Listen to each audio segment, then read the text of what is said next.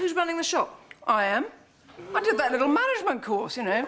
Buy, sell, hire and fire. You know, the secret is, Eddie, is you've got to hire people while they're still in awe of you, treat them like shit, and then sack them before they despise you. That's fantastic. I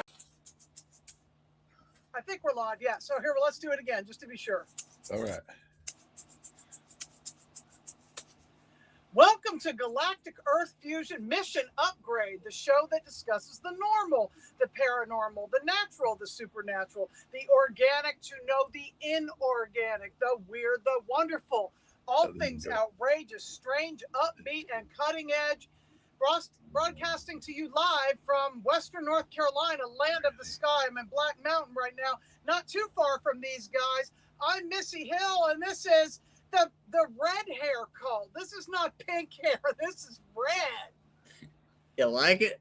I like it. Damn it, Matt. And I got to show you my shirt in honor of Vampire Cat because I'm in a mood today. Awesome. Check it out. I love the We cat. need this kind of energy with what's going on with these Bigfoots. We're going to get into the good, the bad, and the ugly. Mostly good, but we got to get the bad and the ugly out of the way first. But everybody say hi to Arthur because he's a wild. Look at Arthur. I can see he's all in it. Holy Lord, Arthur. He's biting me. Stop. He is a vampire. It's like, hey. Get down. Okay. We still got candles going. I wanted to burn some more incense at some point. So, where'd you get the wig? Probably the junkyard. Well, so that's all we traverse with the junkyard people, right? Yeah, we found it at the junkyard somewhere. So we also got a unicorn head and a bunch of wigs. That's like, it's a really big black wig. And like, it's a whole lot of hair extensions. It's all from the junkyard. You need to get some dreadlocks in that now. Oh, you're probably right. Just start. Yeah. I think that would be super cool. My husband has a hat that's like a pirate hat with dreadlocks. It's kind of cool. So Cool. my hair, I kind of lightened it up. I mean, not light in color, but I took the weight out of it. I got it cut at the college, the AB Tech, and the pink cult has shifted into more of not a hair band anymore. Yeah. I miss the hair bands. Yeah, it's working for me. I think it looks pretty good. So let's give a little introduction about you guys. I can't introduce you guys; are just too hilarious. But tell us first about the Jim Morrison song before you even get into that. Oh, what we talking about Jim Morrison? Yeah, he said it's been a year or two ago when he said that, but he said that the phones are the great divide, and he said that used to you would travel miles and miles to go somewhere, and when you got there, it meant something, and it doesn't mean nothing anymore, right? And it's true. You think about it, we just. It's kind of divided us all, right? Pretty cool. Hey, I want to say, I'm watching the chat. You got Terry just came in. Hi, Terry. So we'll keep up with. I'm figuring out how to turn the chat on. So we're like you. We're technically insane. Is that you, Matt? That's Matt. Yeah. I had a feeling. Yeah, that's me. Yeah. Terry says their hair is absolutely fabulous. We're gonna have to, when we do this again. I'm gonna get my hair and my garb and all my crazy on. I should have gotten my wizard hat out of the car, but I just didn't do it. Yeah, with you and Missy, or you and Chloe, I don't know what you guys are going to show up with. So me and Matt, I'm like, Matt, go grab your costumes. You know what I'm saying? He's coming in right now in another one. So give us a little intro about you guys, because there's too much to describe about you guys that it's just okay. We'll do that. Tina was saying something. What, Sweetums? Hi, Tina. She's saying we're quiet. We turned up. No.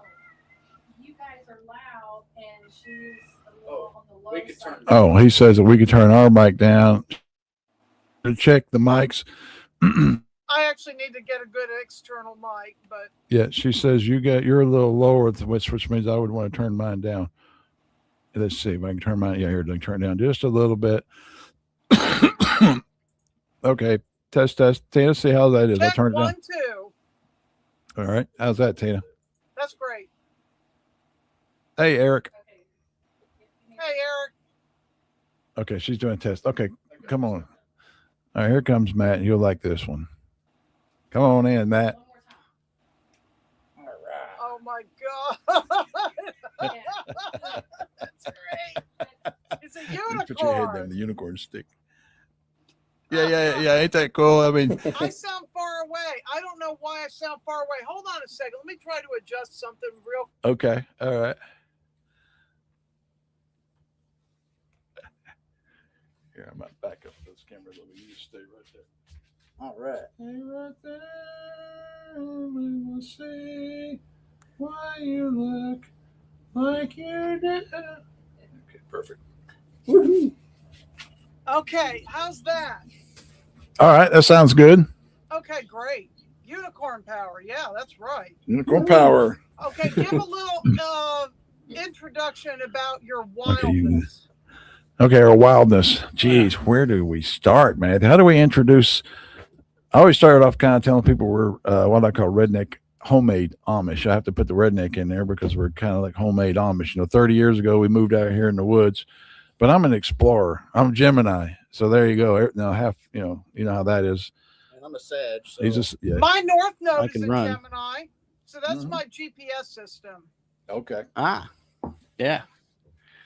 And so and I'm an explorer, I guess you could say. I was in the Air Force, traveled around the world, 10 years in there. Cave. I run East Tennessee caves forever. I was into caving, into fishing, into anything. We used to do as a family. We used to do orbs, go out the graveyards and shoot pictures of orbs. So we've always been an exploring kind of family. And then over the last few years, we started having things in the woods happen to us. That's where we started getting into the Bigfoot stuff. And then fast forward after that, Driving. truck drive. Yeah. Missy, me and Tina was running team. You know how that is for a few years for For Covenant. who? Who did you Covenant. work for? Oh my God. We went to Covenant. We were going to go with them and we didn't. You know what we ended up doing? It was in the heart of winter. We ended up spending a week in Chattanooga. Right. And we're at the aquarium every day. We were at the Okay. Tennessee Aquarium every day, and we love that. He is just crazy. It's the Sasquatch energy. He's just going crazy. Oh, is he? Yeah, he is such a good boy. He's such a good boy. Yeah, so then we ended up going for US Express. Okay. Cool. Them. Yeah. And as you know, we went over the road. Now I got cat hair in my mouth. So Right. yeah, Well, that's so what the beginning. That's the beginning. So tell me about in the caves. Did you ever see anything paranormal in the caves? I love caves, like Mammoth Cave. I remember seeing orbs and feeling ghosts and stuff in there. It felt very ghostly. Stop biting me. Well, we just recently shot a cave a few weeks ago. We went in with 4K. We wanted to get shoot this cave that no one knows about, because I traded in private cave information in East Tennessee. As far as I'm concerned, I'm still the guy, because that's what I did forever, and I still know where the private caves are in caves. There's a cave we call Matt's Cave. The only person ever been in it is Matt. But anyway, and we were there, like I said, last week, or it was only a couple weeks ago when we shot a video, and way back in that cave, I dismissed rods, the flying rods. I dismissed those because I never see them in the wintertime. They came back in the summer on all my home cams. But when we were there a couple weeks ago, sure enough, they was flying. There's no bugs in caves. And so anyway, they was what you call those flying rods. Mm-hmm. So I guess, and well, another one that happened one time. And then another time we were at a cave over here, and I was crawling up beside a rock, and a rock growled at me, kind of, and I felt it right into my system. And Matt was kind of in front of me, and I was coming through, and I was like, move, man. He's like, what's the matter with you? And I was like, dude, something just growled at me. Later on, we come to find out that was George, our giant friend. And we had kind of had him, he was kind of growling because he was grumpy, because we had him kind of pinned in a way, you know what I'm saying? But at that time, and he also told us under that cave, for example, there's an underground lake, and I've heard about it. People used to go down and party down at that lake. Oh, wow, neat. And so I'd asked George if, and so I told George, I was like, well, geez, man, he has to move. He moves a big boulder, and goes down. And so I'm like, well, I'd go down there. And he's like, well, you have to move a big boulder. And I said, well, I got a giant friend. So, but then he's kind of like, well, you can find your way, just kind of, but he's gone back up to, he's back with his family now. George the Giant. He is, up near North Pole, but he's back. We met him a few years ago up in Kentucky. He was one that came in the middle of the night, and when we were having some crazy experiences. And so anyway, that's how George got involved, and we still talk to him all the time. He's doing great. Yeah, he's back with his family, doing good. Mm-hmm. You know, I'm telling you, this boy has some wild energy today. He's wanting to bite and chew this thing. So, Arthur, you're high picking energy. up on all this, huh? All this cave energy, all this Sasquatch energy. You're just picking up on it. Have you guys ever been to the Forbidden Caverns? I've never been there, and I'm wondering if it's good or. Yeah, I don't think so. That was the thing is the public caves is not something we really do. And if we do a public cave, sure. Yeah, if you could do I'm trying to make a deal with them to give me access to the parts that are not public. That's usually about this. So, yeah, because I mean, we know so many private caves and caves that no one's been to that's more beautiful than a lot of these public caves. And so, once you and start are they getting like real caves where they're not been mined, where you have to worry about that there's going to be debris and you're going to get stuck in there because they've been mining or something? Yeah, we're talking real caves. We're talking natural caves, not mining caves. No, we're talking that is so cool. real. Yeah, the ones we went to last week or just a couple weeks ago, they had cut a road and by accidentally cut into the side of it. Now it's a wet cave. You walk in water the whole time, but the stalagmites and stalactites are just amazing straws. Like the place is just most decorated. I got a video on our channel that we just put up on that one, and no one's ever seen it. No one, we named it. We named it Meredith's sister because it's beside a cave called Meredith that is also they've got it locked up. It's been locked up for years. Like I can get into caving for ever and ever. Mm-hmm. But anyway, that's kind of our shortened story as far as I got 3 boys, and me and Tana, I worked for Boeing. I was in the Air Force, and then me and her threw I was in IT, and then we threw all that away and just jumped in a truck together. You know how that is. And our last year we were running dedicated San Francisco, carpet out of Georgia, to San Francisco. And then we'd pick FedEx out of LA the next morning and, shoot back to Knoxville. But we would, where was that place we always stayed? Down on the beach on California. Yeah. Oh, she's probably listening to her headphones. Venice or okay, he's gonna be just okay. Why are you being impossible today? Get down. What was that beach that y'all went to in California? Moss Landing. Yeah, Moss Landing. So we spent Saturday we would spend on the Golden Gate Bridge. We'd walk out because we delivered in San Fran. So we'd go out, and I had one of them little jet burners, and we would sit out there on the Golden Gate Bridge in the middle of the bridge and have a cup of coffee. That was kind of like our regular trip. And then the Monday morning, I think it was, we were at Moss Landing, and then we'd go out and watch the whales and have lunch on the beach, and you know how that is. And then I would drive the ride down to LA, and then she grabbed the load out of FedEx that morning and flip back. But it was a good time. You know how trucking is. Yeah, it gets a little rough. I mean, with the sleeping and the constant movement and all that stuff. But for me, I knew we had to do it because it was grid work, and some of these places and spaces you'd never see again unless you found them first in a truck. Yeah, see, we ran 4s, so we broke the law constantly. We ran 4s, 4 in, 4 in the back, 4 in the front, 4 in the back, 4 in the front. We got pulled over one time, and she, I was asleep in the back, and she said, we got pulled over at a truck stop, of course, and they were going to do an inspection, and she's like, I'm on your clock. And I was like, oh shit. Well, start your pre-trip. Fuck. What are you going to do? Right. Anyway, the guy was waving out the tower, and so she's like, he's waving at us. And I'm like, what? And so she gets out of the truck, and he's like, oh, I seen your yellow California tag. Never mind. You guys go ahead. And I'm like, holy shit. But yeah, we've been, like you said, when you run, you know how it is. We were more concerned about our health than we were, your health, the law. Exactly. Yeah, staying alive. They want you to average 68 miles an hour, some crazy. Mm-hmm. And that doesn't even make sense because in California, the speed limit was 55 for trucks and 70 for cars, which makes no sense and is very dangerous, extremely dangerous. Mm-hmm. We'll come back to that, but we got some comments. We got a comment with Eric. Logically funny, you mentioned Thunderdome. I use that analogy all the time with this Earth war. No war good, but they are fighting. Who's going to run the border town? And then he's got another comment somewhere. Where's the other? He's had a brick wall growl. Oh, you Yeah. bring it up. There you go.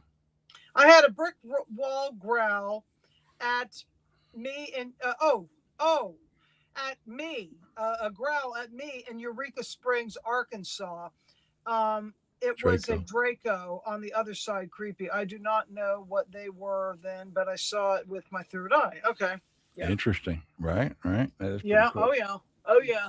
So yeah. I want to cover the not so nice, bad, yuck stuff first with what's happening with the Bigfoots. What is this about?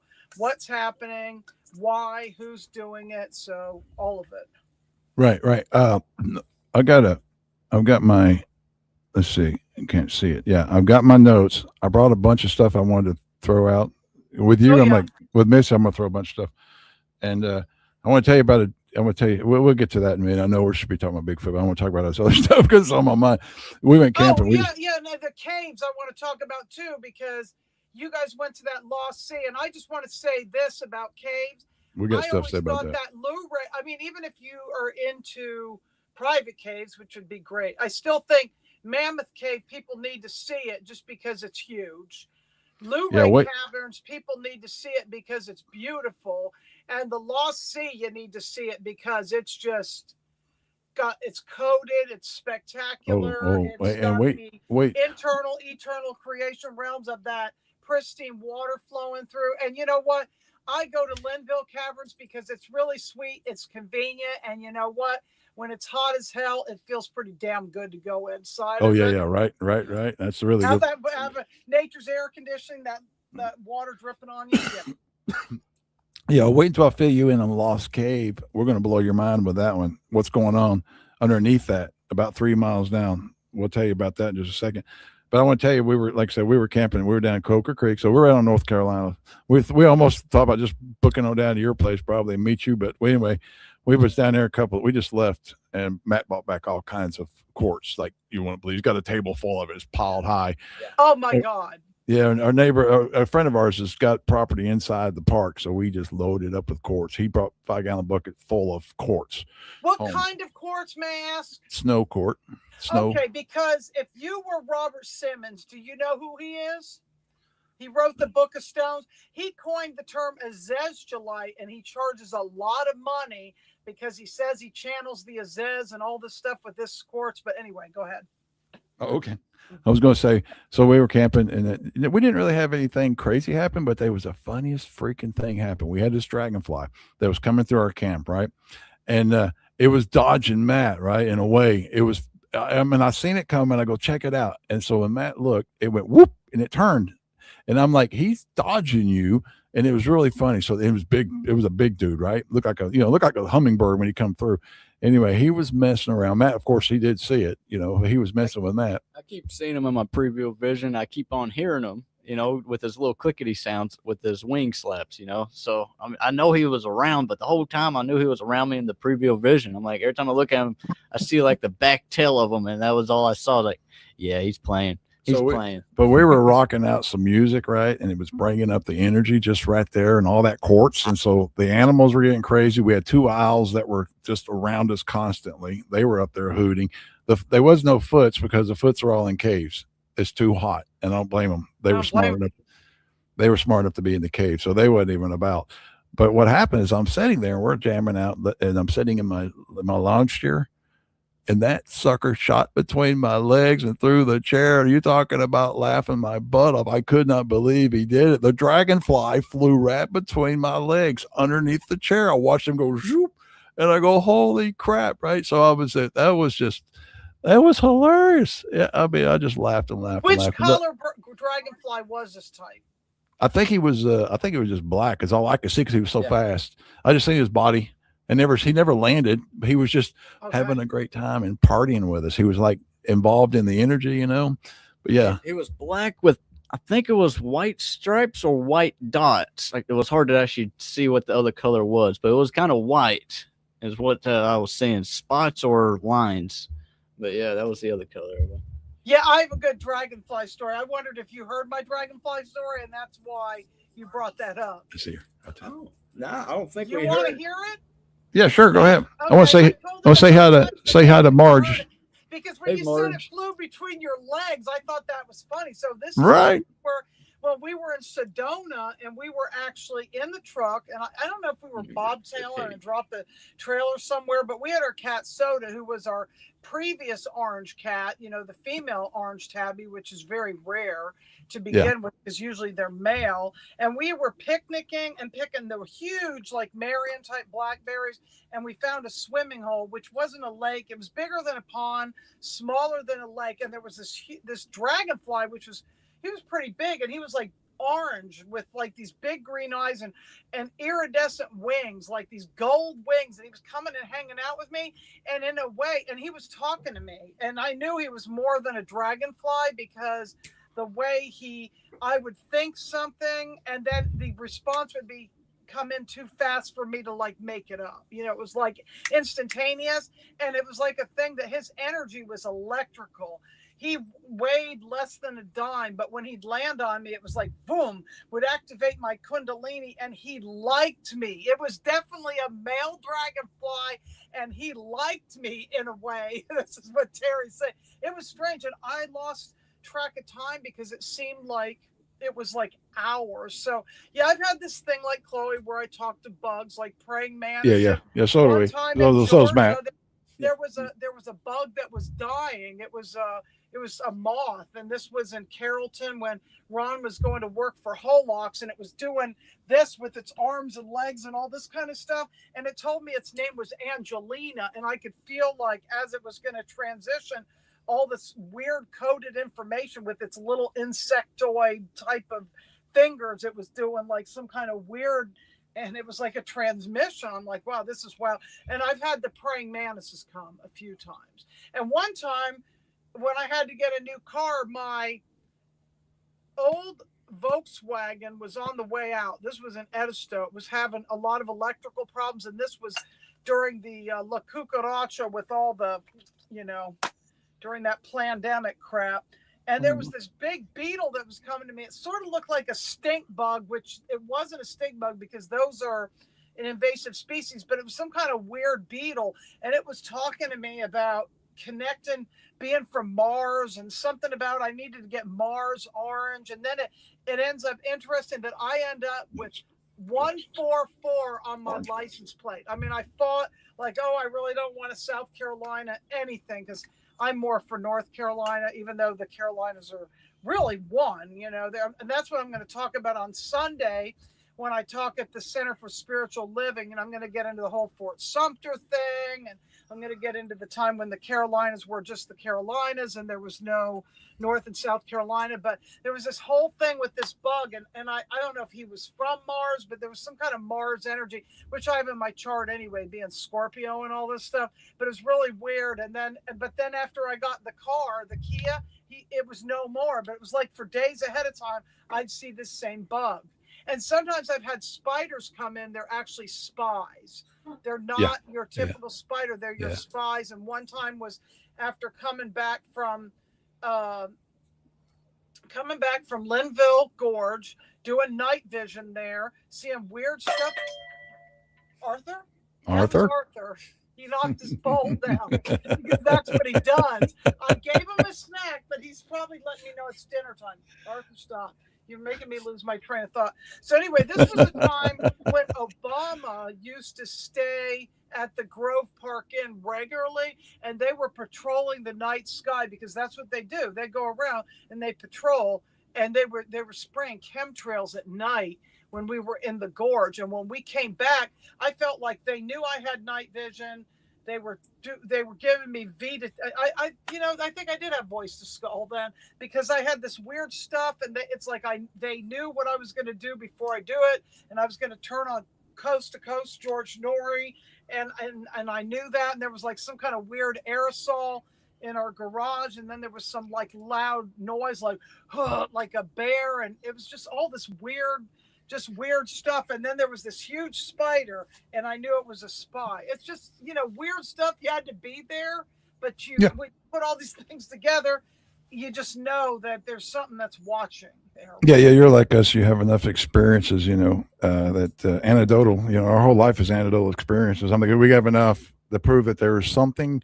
There's a lot going on that we don't know anything about. Got a couple things on the dragon. First of all, the dragon has the essence of the dragon. The dragonfly does. That does, yeah. It does have the essence of the dragonfly. And we went up a creek one time in a boat. I'm on dragonflies now, and we went up the creek. We went to have a cup of coffee on the side. We pulled over the boat. We went and sat down, and me and him were having a cup of coffee. And right there, we noticed that there was a stick in the ground. The Bigfoots knew we were going to have coffee there. They marked it for us. I'm like, oh, that's cool.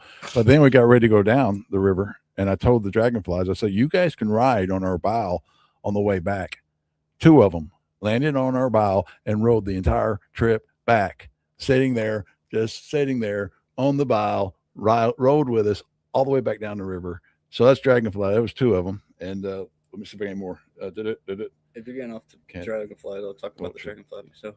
Oh, no, that's it. And also, let me say in the chat, Margie came in. She third eye activated. Love her to death. And Terry, thank you very much. Terry said, TKB. He says, I just love how close your family is. More precious than gold. Thank you, Terry. Thank you very much. We appreciate that. Go ahead, Matt. Right. Go ahead, Matt, yeah. You got us all excited because there's so much to talk about. And then I knew you were going to open up a lot of stuff. Oh yeah. Well, you were bringing up the dragonflies, and I got let me see. I got 2 things of dragonflies. Dragonflies, they carry the ancestors on their back. That's why they have 4 wings. The extra wings is so the ancestors or spirit guides can glide the dragonfly where they want them. So it's like your ancestors are riding the dragon, literally. Oh, I get chills on that. And you can say it this way, your ancestors, because the ant people. Yeah, we call it Aunt Sister. I called it when I was out camping with Dad the other day. It was Aunt Zester, my Aunt Zester. My Aunt Zester. Remind me of Sanford and Son, his sister, Sister Sester. What did he used to say? Oh, I'm coming to see you. I'm coming, Elizabeth. I'm coming, Elizabeth. He's hilarious. And then the other part about dragonflies, they predict the insects when they're flying and kill. They predict the flight. They can see which way the insect's going to go, and then that's where they're going to attack. They're energy. They're definitely energy workers. They see ahead. They got to be energy workers. Right. They see ahead of what's in front of them. So they're like little time travelers. And they can fly backwards too. Yes, they fly backwards, glide like backwards. Hummingbirds, because sometimes they almost, when you see a big one, it can feel like a hummingbird almost. Well, the difference between a hummingbird and a dragonfly is, if I remember this right, a dragonfly can glide. A hummingbird doesn't glide. They have to flap their wings to fly. Now they could drop their wings and do short flights and such like that, but a dragonfly can stay at one spot with the wind and just glide. I've seen it several times, and I even looked it up, and yeah, they do glide. I was making sure I wasn't seeing light fractions where the wings are just steady, but it was steady wings. And they don't always flap their wings. It's interesting. And another thing on the dragons, I say it all the time. You've probably heard me say it 1,000 times because I'm always reminding people the Appalachian is the male dragon and the Rockies is the female dragon. So our country. Interesting, yeah, because to me it feels like there's more yin energy in the Appalachian because of the type of trees, where the Rockies it's more open. Yeah, in the Appalachian you get corn, whiskey, coal. In California you get the strawberries and the fruit, the sweet fruit. The masculinity. I mean, our country is left and right. Really, it really is left and right. He's crazy. You hear him over catch him in the ball. He's knocking all kinds of stuff down. It's you guys. I'm telling you. He wants to be in this. Get your ass over here, and you can be in the. Oh God. Excuse me a second. Yeah. Here you go. Come on, let's get down now. Come on, kitty. Yeah, Matt's usually got cats running around.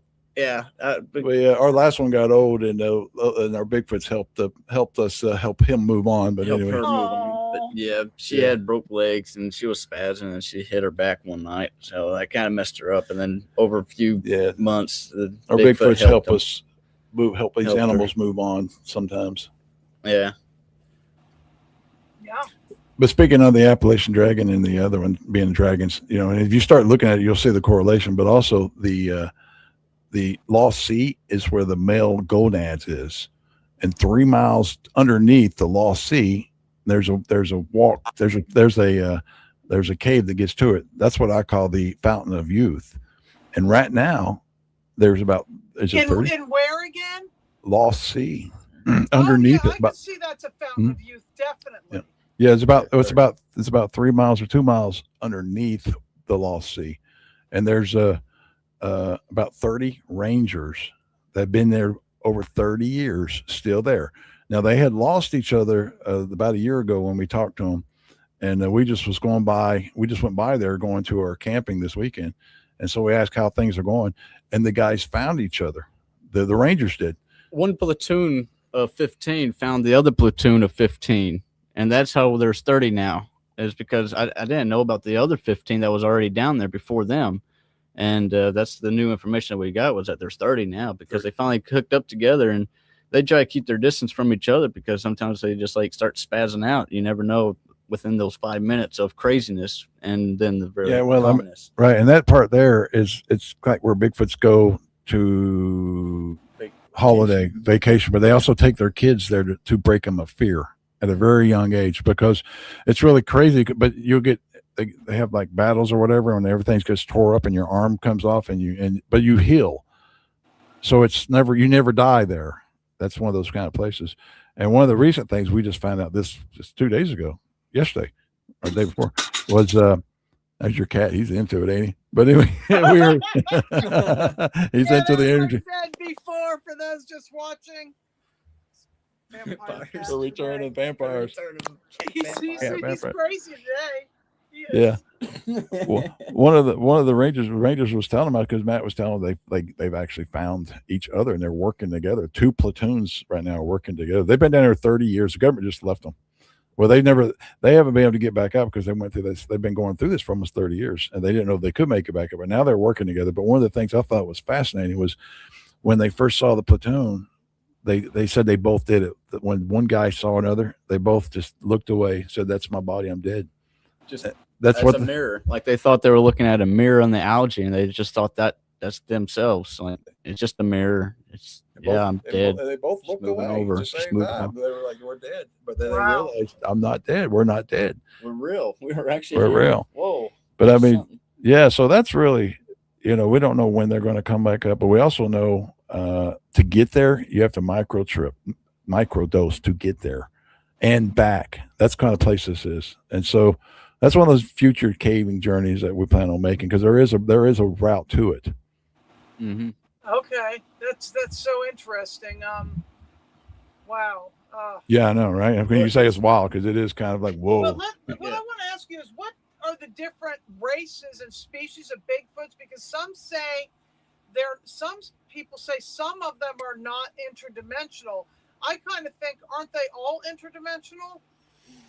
Well, there's actually quite a difference. It was a live that we just heard this morning, and they were talking about the African Bigfoots or something like that. And holy crap, that African Bigfoot had necklaces, had gems or something else, and stuff on his head, like he had some type of jewelry or clothing or something like that, and it was different crystals. Kind of like that thumbnail I designed? Me with the bling? I had to have You had the bling. Yeah, exactly right. Yeah, stuff like done, that. And my nails done. Yeah. Yeah, That's an aspect of me as Sasquatch. I call her Sassy Squatch, and I've made some artwork like painted on these little wood things, and she's got like blonde and purple pink hair and has her nails done and stuff. Yeah, and just locally though, to give you an idea, species of Volkswagens, species of Bigfoots. I don't know where that crossed. We were I asked Matt this morning, or asked Matt that we were going down, and I was like, see, down in there, we go down to North Carolina, down in your area for what we call boogers. It's a different type of Bigfoots. And so I asked Scott, I was like, are you guys ask Scott as he can? And he says, no, we're cousins. And that's a different type of Bigfoot. The ones down in North Carolina, I call them boogers. In Georgia, North Georgia, Alabama, they're smaller. They're a lot of times people call them shadow people because they're really fast. They play this game where they run behind you and touch you, and you're like, someone just touched me. Play tag. They run so fast. And I've had one put their leg on me camping one night. I was put his hand on me one night, can't put it on my leg. I was sleeping, and it put his hand in it, and I felt it, but it was like a mother's hand, And then I was like, and I rolled over, and it lifted its hand. But anyway, we've had, we didn't have no experience this weekend with them because they wasn't around. And I don't blame them. Like I said, they was in cages this weekend. They're smart enough to go for cool grounds, Well, there's also other Bigfoots that, and Janice Carter talked about that they'll actually wear clothing. They'll go to garbage dumpsters. They go to dumpsters with certain type of clothing, and they just wear certain clothings and shirts and pants and certain things, to blend in sometimes to match in with the colors with other people around. Yeah, and when Scott went down to visit Chloe, one morning I woke up and I got a message from Chloe. And she's like, your Bigfoots came here. And she'd never seen them before. And anyway, they had rode on George's back across the Pacific. Scott did. Scott is a Bigfoot. I mean, Scott's the Bigfoot. That's when he's been talking to. He's not the one is he the one that got injured? He didn't get injured, but he was involved in that whole thing. No, that was Isaac. That's Christopher. I'll let you tell that story after this. Yeah, that's Christopher. Yeah, sure. We'll go into that in a minute.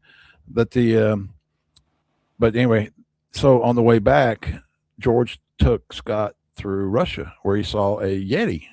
And even Scott was like, oh my God, look at the size of this thing. It shows you this, you want to try. I mean, I'm trying to analyze your question. How many species are there Bigfoots? They're just, who knows? Because even Scott was like, I can't believe he was huge and he's white and he's a giant, so they are blown away. Yeah, he was. Scott, what also blew him up was he's showing me now that he was white, but he had blue skin. I thought that was interesting. It was tan blue skin. So is he a chimera?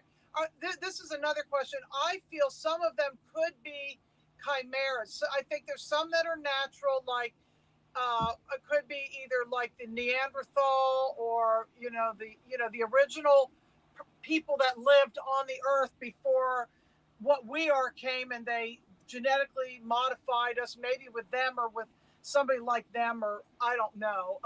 Some could be like Nephilim, I think, possibly, with some kind of hairy something. But the blue makes me think of those Indian beings like Shiva and all that. Like a blend with, I'm getting chills now, like with the Shiva and the Bigfoot, or this. I've heard they also don't like to be called Bigfoot. They want to be called Sasquatch, or does that depend on the breed? Yeah, it depends on forest people, yeah. Yeah, ours wants to be called, he doesn't really care for any names, but what he's saying is just like, we're just forest farmers. The way he wants to be seen will be, what he does is farming the forest, trying to keep the forest up and kind of help the forest out is what he's going for. The other Bigfoots, they could be like spiritual workers. They could be so many other things. Some are just lost and just doesn't need a name, because they're just running. But there's so many other varieties. They're big to small to medium, and some it's just it's such a variety. 5-toe, 6-toe, and we learned something this weekend that I didn't know about that's kind of put in question, like you're talking about these different species. Was we didn't know this, but when we used to be the giants. We used to live to 1,000 years. Right. And when you say giants, did you mean Titans or Olympians? Because there's also a difference with all that too. Yeah. See, I'm just talking about height. I'm talking about height because you can explain it. But when we lived to be 1,000, we could grow to a height. And when you take a species and you keep cutting their life down, cutting their life down, now we're down to 100. That's why we have no size no more. But we used to be the giants. So that's confusing to people. A lot of people don't realize that we were the giants at one time. Yeah, it's if you leave a human to live to 1,000 years, he'll be a giant. It's that type of concept. And are they titans or are they not? Well, the titans were the bigger ones. They're the ones that was coming from off planet, coming onto this planet, while the dragons were of protecting the Earth between Maldex. They don't like being called Maldex. I guess you could call it Asgard, the asteroid belt. You know, that was the planet of theirs. And then that got exploded during the whole dragon war and titans. And Gaia had to create her babies to protect the Earth, which is the dragons and so many other beings. Okay, wait, back up. So in that lineage, who are the is it the gnomes or the trolls? Do they connect to the Bigfoots at all in the North? They're the spiritual guiders to help the details of the forest. Okay. Protection. The fairies and such like that, they came after the innocence was protected on Earth. Right. Which is where we're at. You know, so that'll be after the Titans, and where the two, see, China or Japan, I forgot which one it was, but they were the ones that found the yin yang and the story of it in the very beginning. And I believe the true yin yang story was founded from them, from the landing of the dragons on America, being the yin yang female and male dragon. That was one of my previous things I've heard a while ago, but it's been a while since I was able to bring up the topic again. But they got the yin yang from the two dragons coming down. And trying to catch up to what you were just saying. I want to throw in. And then Eric's got a question there too. While you're thinking, maybe Jim, you could address that real quick while Matt's thinking about where he's going to go. Okay, yeah, I just want to say that the fairies, they have basically a civilization. It's on the rings of Jupiter or Saturn. Do you remember which one it was? But anyway, yeah, the fairies on the rings. Yeah, and a lot of little people, the reason that people like they're grumpy, and they're small, and if you're small, you get stepped on a lot. So there is a good reason why a lot of the small people they're like the little people. Yeah, they can be very very annoyed if you are small and someone steps on you or sits on you. You know, they get very annoyed. So that's one reason why they're grumpy. I'm just throwing in little tidbits of villains I'm seeing. So what was Eric saying? We got for me to be me for. Good to see you coming in. Yeah, thank you for coming in. And then he says, Missy, are there any Bigfoots that are small enough to jump the upper tree canopies from tree to tree in the forest? So like little Tarzans. Let me catch it. I mean, yes, there is lots of them. Well, okay. I guess there'll be, but yes, from what I see, there is like several of them. And I'll fill you in a couple facts. Yeah. And this comes from Georgia Giant, so I think we have good evidence. Giants start at 20 foot and above. A teenage giant might be 20 foot. Now, Bigfoots get up to about 20 foot. And like I said, that information comes from Georgia Giant, so hey, that's good information. So that give you an idea. A Bigfoot that's almost 20 foot, if he's 20 foot, he could probably jump over a tree pretty easily. Mm-hmm. Well, the one that I think Eric was talking about was crap. I'm trying to catch in my head. The Bigfoots. It doesn't have to be big or small to jump over a tree. I want to say that they've got like what I call like that cricket thing in their leg. A lot of people don't. Yeah, they can kick it. They got a cricket thing going on. They could boop it. Yeah, how crickets could jump triple their height. Yeah, that's what they got going on. That's why they run so fast, because they got cricket legs. They jumping it with every bam of their legs. They pop them knees, But Scott has explained to us how you run so fast and your spirit's moving so fast that he calls it going radioactive. listen to the song about Firm sometime when you get a chance in the lyrics. They're radioactive, and it kind of you'll see what's going on because your spirit rules this world. We are material in the spirit world, not the opposite way around. Anyway, Well, the when- Police had a spirit song in the about that. material. We we are are material spirits. in the spirit world. We are But- spirits in the material world. That's backwards. We are material in the Oh, spirit world. No, Oh, she sung okay. the song. Yes, you're right. It's backwards. We are material in the spiritual world. Get it? I mean, we are material in the spirit world is what the spirit world is where it's at. Everything is always spirit before it comes physical.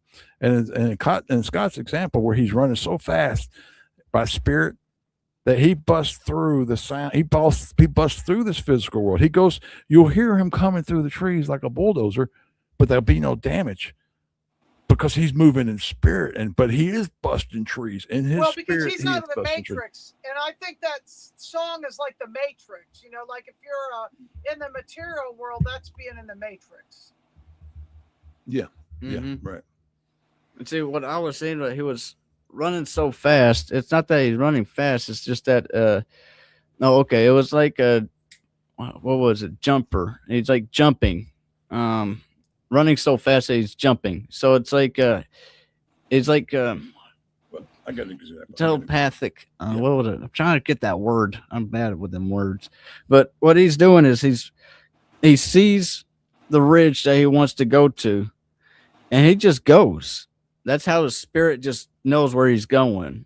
And anything in between will make so much sound, but there'll be no damage because his spirit just he made his physical bust through into the veil of spirit. So any form that's in front of him, in between from him to where he's going, would crack and bust in the spirit world. But in the physical world, his physical didn't bust the physical. So the physical got transported through. So it's making the sound in the physical world another dimension that's happening because not all planets have this dimension of sound.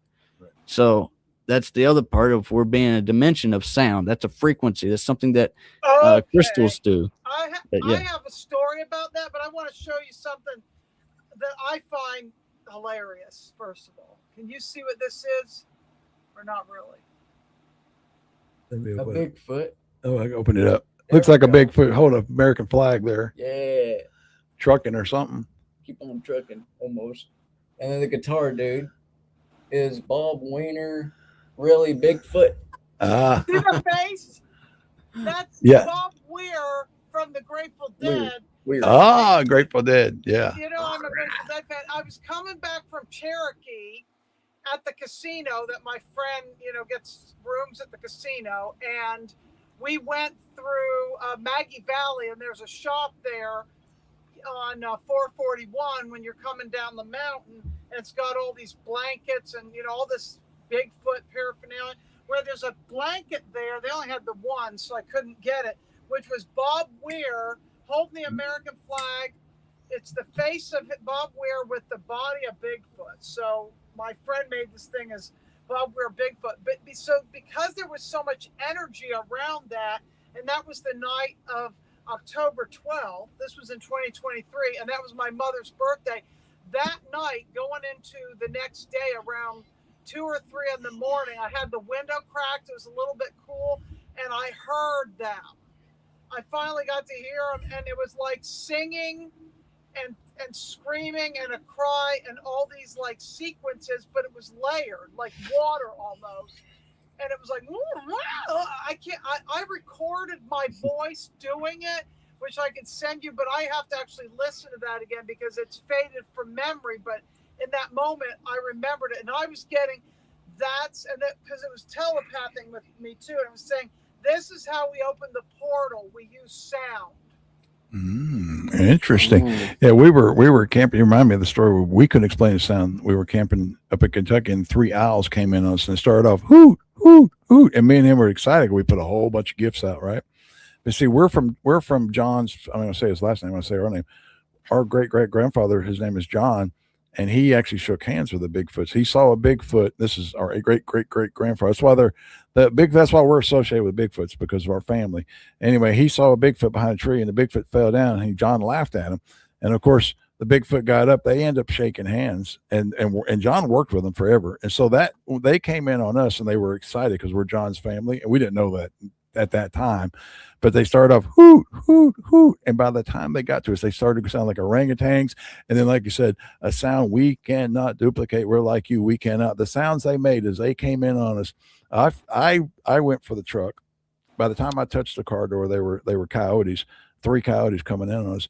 But I couldn't handle their energy, which is something, everybody's got to get used to handling the energy of that, because Bigfoots are big energy, right? Big. Yeah. Anyway, I just want to say, yeah, we still cannot duplicate the sound they make, because it's insane. It is. And I think he did it like 7 or 8 times, and I got it was a male. It was definitely a male. And my husband used to like to knock on the trees, like when we were in Chimney Rock, it was like, and then you'd hear, and then my one friend had the rocks thrown on her house, and then other investigators I know, the trees, they do this. They bend the trees. Yeah. But I've not seen one physically or smelled it. Yeah, we haven't smelled one. Do they I've always smelled. smell?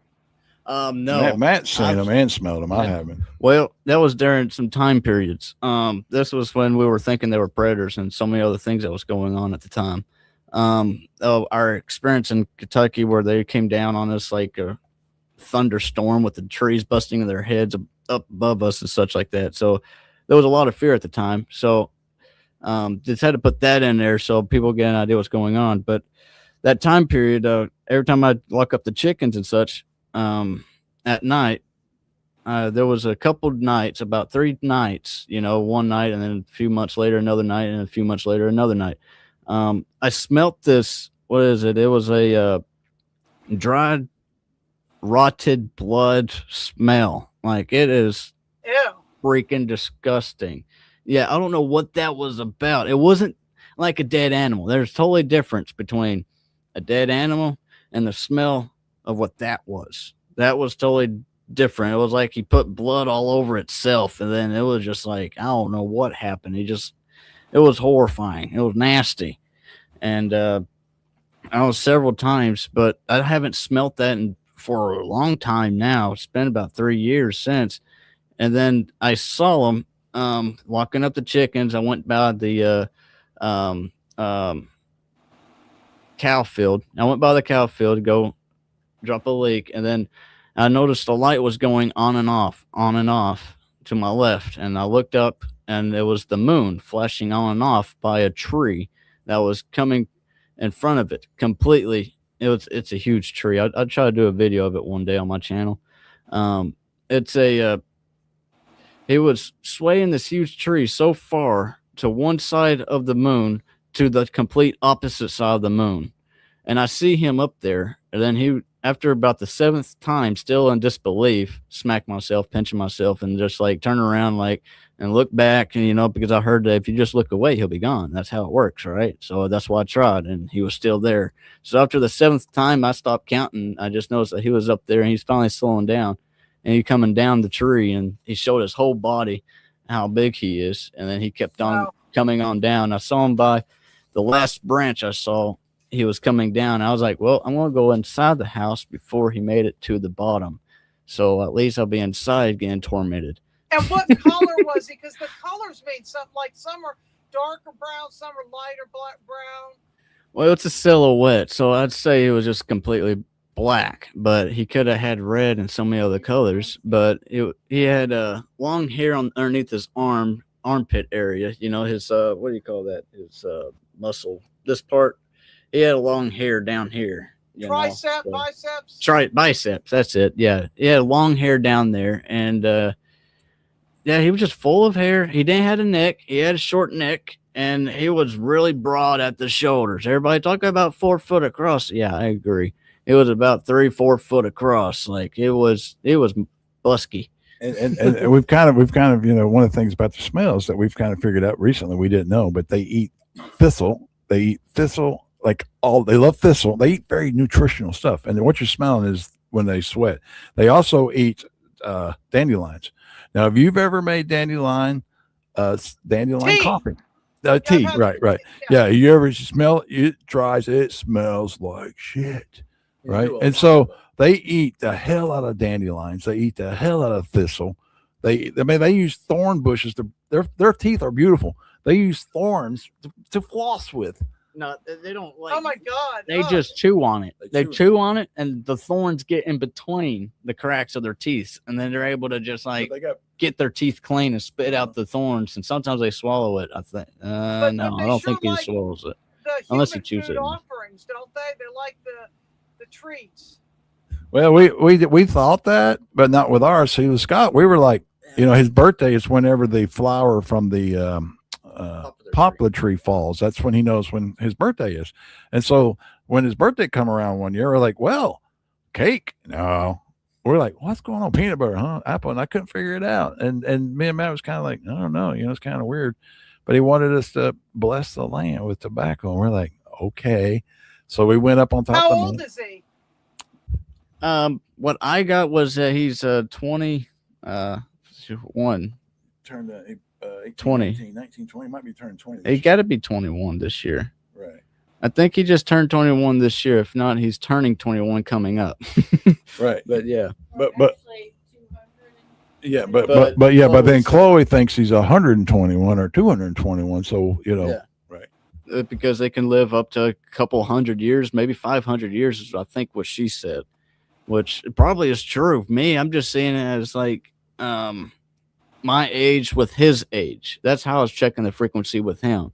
And so for his age, his size of him being of who he is to my age and my being and how humans are, that's how I checked up with him. So he's about 21. He's younger than me, but he could be an extra 200 years. Yeah. or See, something. he's black, 5-toe, mom black, 5-toe, dad red, 6-toe. So Oh, 6-toe. Okay, Yeah, so red. that's got to connect to the RH negative, Nephilim, or Right, too right. often the dawn. right. Well, I mean, I'm A positive. Chloe's A positive. I'm I'm O A positive. positive too. Yeah, you and me and Chloe are all A positive. Ain't that Because something? that's the German, Norwegian. That's not. You need But you my need grandmother was an RH negative though. okay. Well, see, you need the gold, colloidal gold. Whatever you call it, colloidal. Clidial silver. Yeah. Yeah, us A plus people, we need gold for our blood and for our electricity and communications and all that good stuff. Yeah, of us old people, old positive, we need copper. We got copper hair growing on our heads. We need copper. And then you got to start looking at copper. You got to go, where'd copper come from? A copper messenger? Is that Mercury, or is that Mars, or is that? Yes, copper is. Oh, wait. Oh. Okay, I got him confused. Mercury. Okay, that's different. Mercury's communication, but you always hear women are from Venus. That's copper, That's copper. and men are from Mars. That's iron. Yeah. All right, Yeah. and you start going, is there any truth to any of that? There is a lot of connection there. And then you were talking about Mars earlier, so we've talked a lot from Mars. He talks to one guy that's from Mars, that Andromedon, I think his name is. But the thing is the Martians, right? You never hear about the Martians no more. What happened to the Martians? Which he actually is not a Martian, Kevin. but Kevin. His name is Kevin too, right? You go, really? He's a Martian, man? Are you? Oh, there lived was on that whole Mars. He Kevin lived on thing, Earth. Yeah. When I talked to Chloe last night, I was getting this thing about like we see on Star Wars Chewbacca and the spaceships with that, but that's more of a hybridization where I think the original being does not need a ship. They can just transdimensionally, what do you call it? Transmigratory. There's a word for it. Is it translocate or transcend or transfigure? Go to another dimension and take everything with them in an orb, which is how we're supposed to do it, I think. Yeah, exactly. Because all the metal, all the crafts that you see, they're made of metal. That's man's. The ones like if you look at all the orb releases, it's always about the yellow mothership that's releasing these red orbs. I'm like, that's more like it. Yeah. But if it's metal, no, that's like men's stuff. Well, it's a Kevin's showing me if you see fabric flowing up in the air and it's a ball of light or something like that, sometimes there'll be no light. It'll just be ball fabric.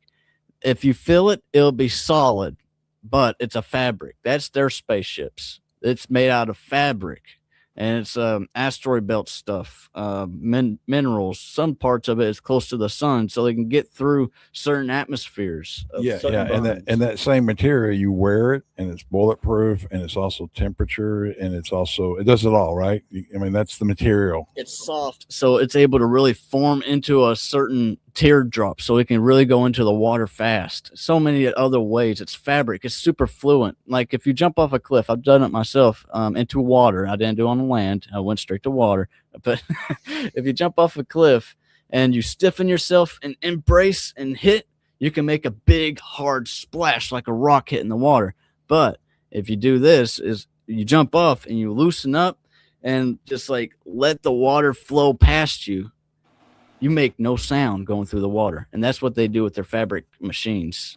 It's very loose, very soft, and just go thump.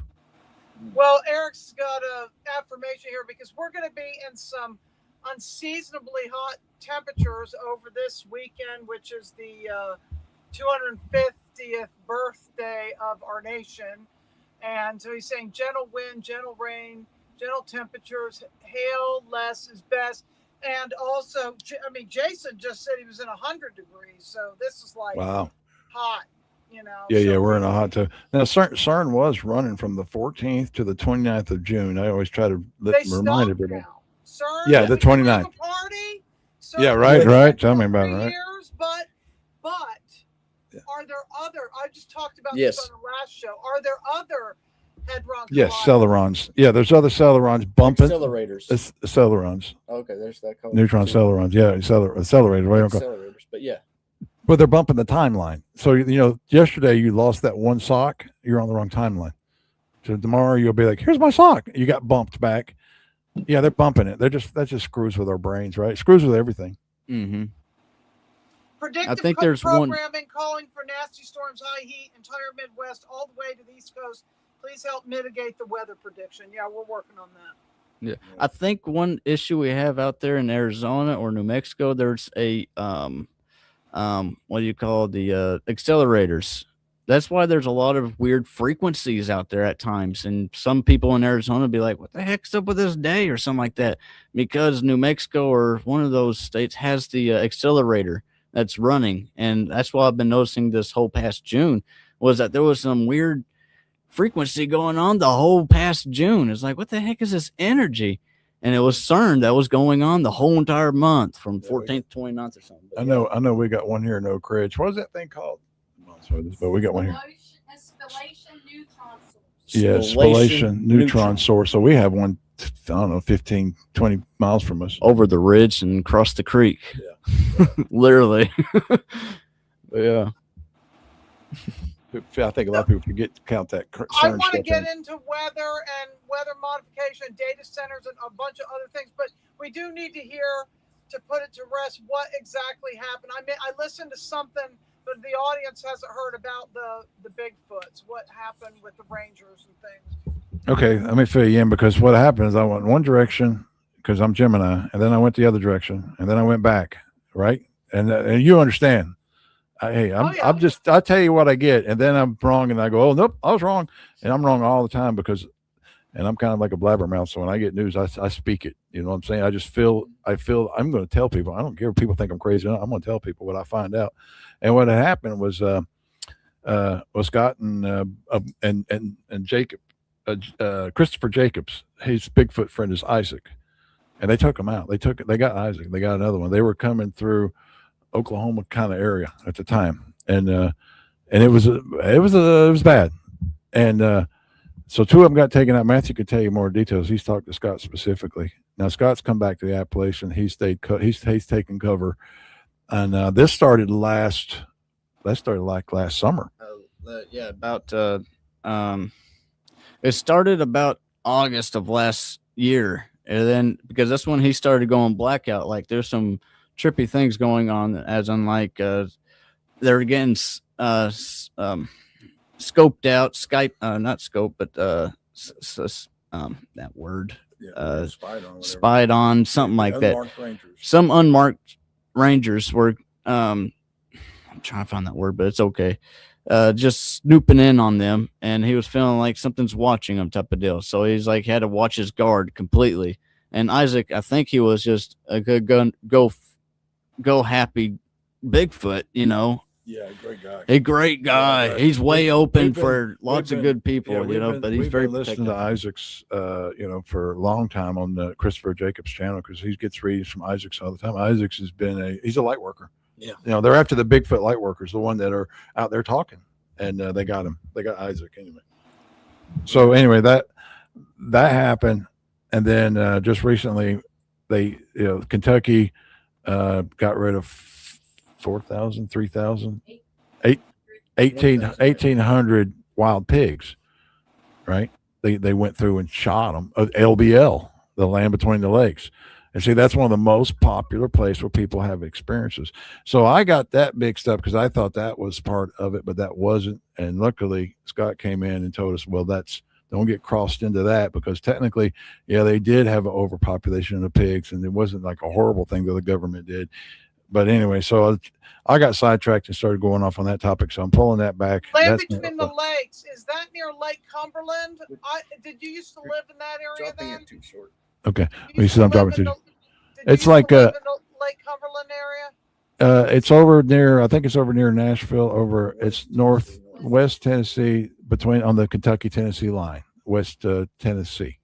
I It might thought be- Lake Cumberland was very magical when I was there. Yeah. Well, LBL is, you know, you can imagine there was a lot of people have great experiences there. So it's become a pretty popular. I mean, that's a big Bigfoot camping place now. A lot of people want to go to LBL because that's normally where they have the experiences. And Matt says I'm cutting it short. Go ahead. Yeah, you're you gotta like speed. I know. I only got an hour or so I'm writing it. It's Already been an hour. Scott.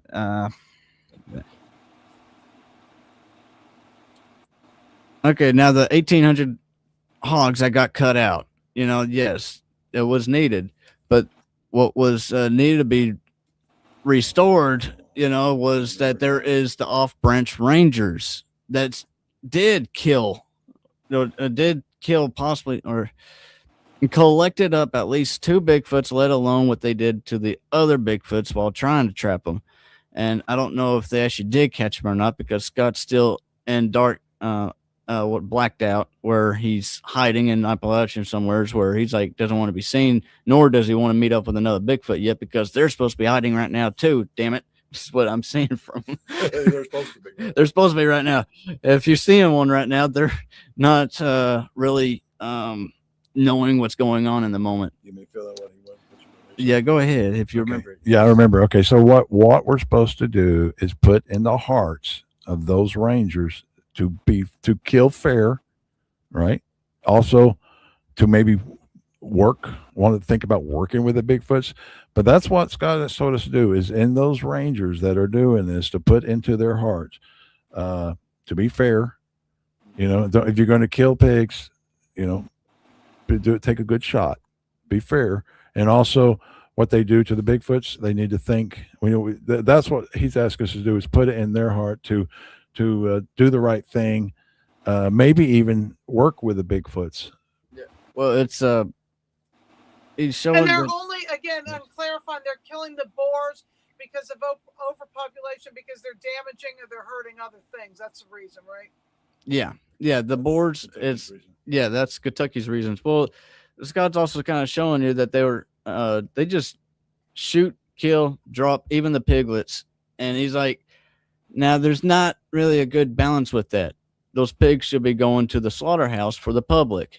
It's sad because you know what? I'll tell you one thing. $500 for each pig they brought down. Pig, they say domesticated pig is a cross between the wild boar and a human. Right. Mm-hmm. Yeah, and that's the thing is a lot of people eat weak-spirited food. Like we don't eat chicken for a good reason. We don't eat moo, or we don't eat lambs. We eat hog. We eat pork.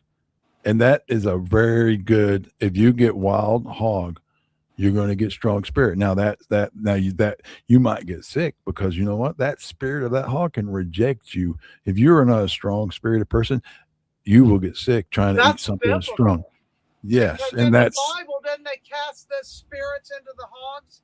But what about the thing? Have you heard about? Because the hogs will eat them. I'm a vegetarian. I don't eat any. Because it's a weak I spirit. don't eat any animals. I'm Holy crap! I vegetarian. did see. But he's a carnivore. Uh-oh. Look what he did. Get it, Arthur. hey, Arthur, get it, Arthur, get it. Sorry. Arthur's a party animal. Gene, hey. Now, But anyway, Gene, what I was going to say is, have you heard that pigs, not boar, is a cross between the boar and the human? could be. It's genetically modified what you would get in a grocery store. Well, there's certain stuff you get at the grocery stores. Maybe what McDonald's will pick up if they do sell pork. I don't think they do, whether they do or not. But there's doesn't matter for that type. But there is genetically modified pigs that are like more like human or something like that. They just didn't get. What happened is they got domesticated, and now the domestication is like the pigs are matching the energy of the people that are taking care of them. So they're just like matching that energy, which is a human. So their energy is more of like, well, everything's fine. We just keep on going with the whole crowd. Because pigs, they're very strong, very independent, and very loves. They're full of love. They don't care. They just run full hearted. I mean, now that they'll eat the babies and such like that, but there's so many.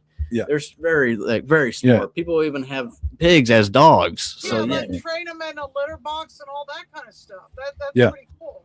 Right. Here, let me draw a picture for you. They don't do lab experiments on black rats, only white.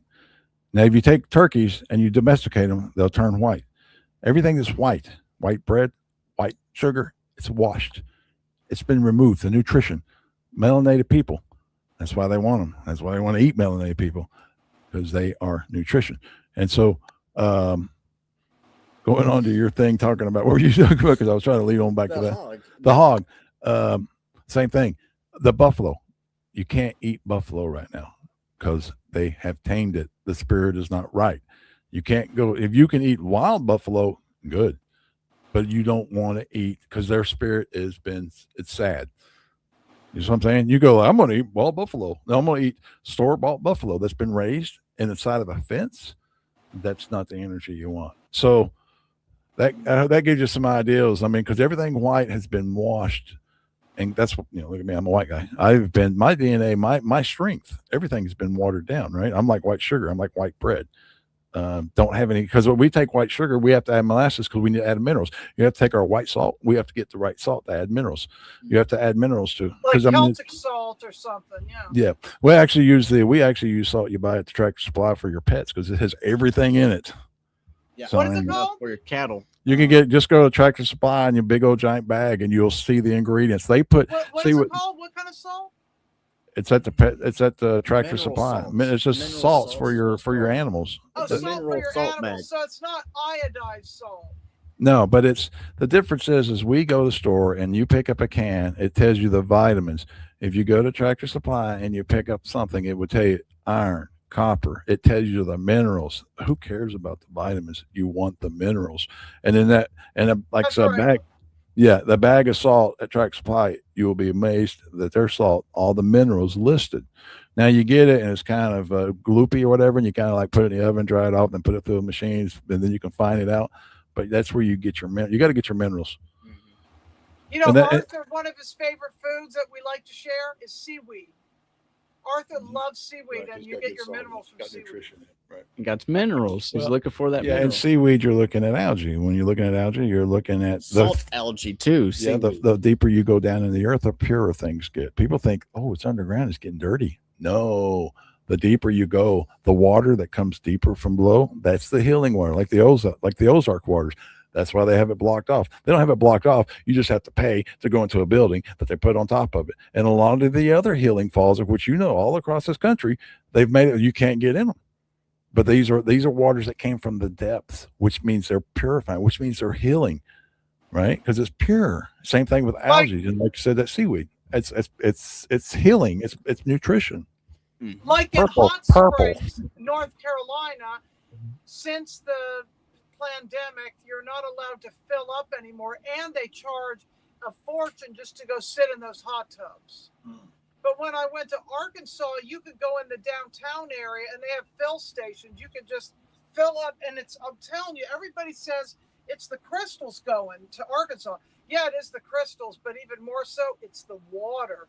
You start bathing in that water, you start drinking in that water, it shifts your energy. You feel amazing.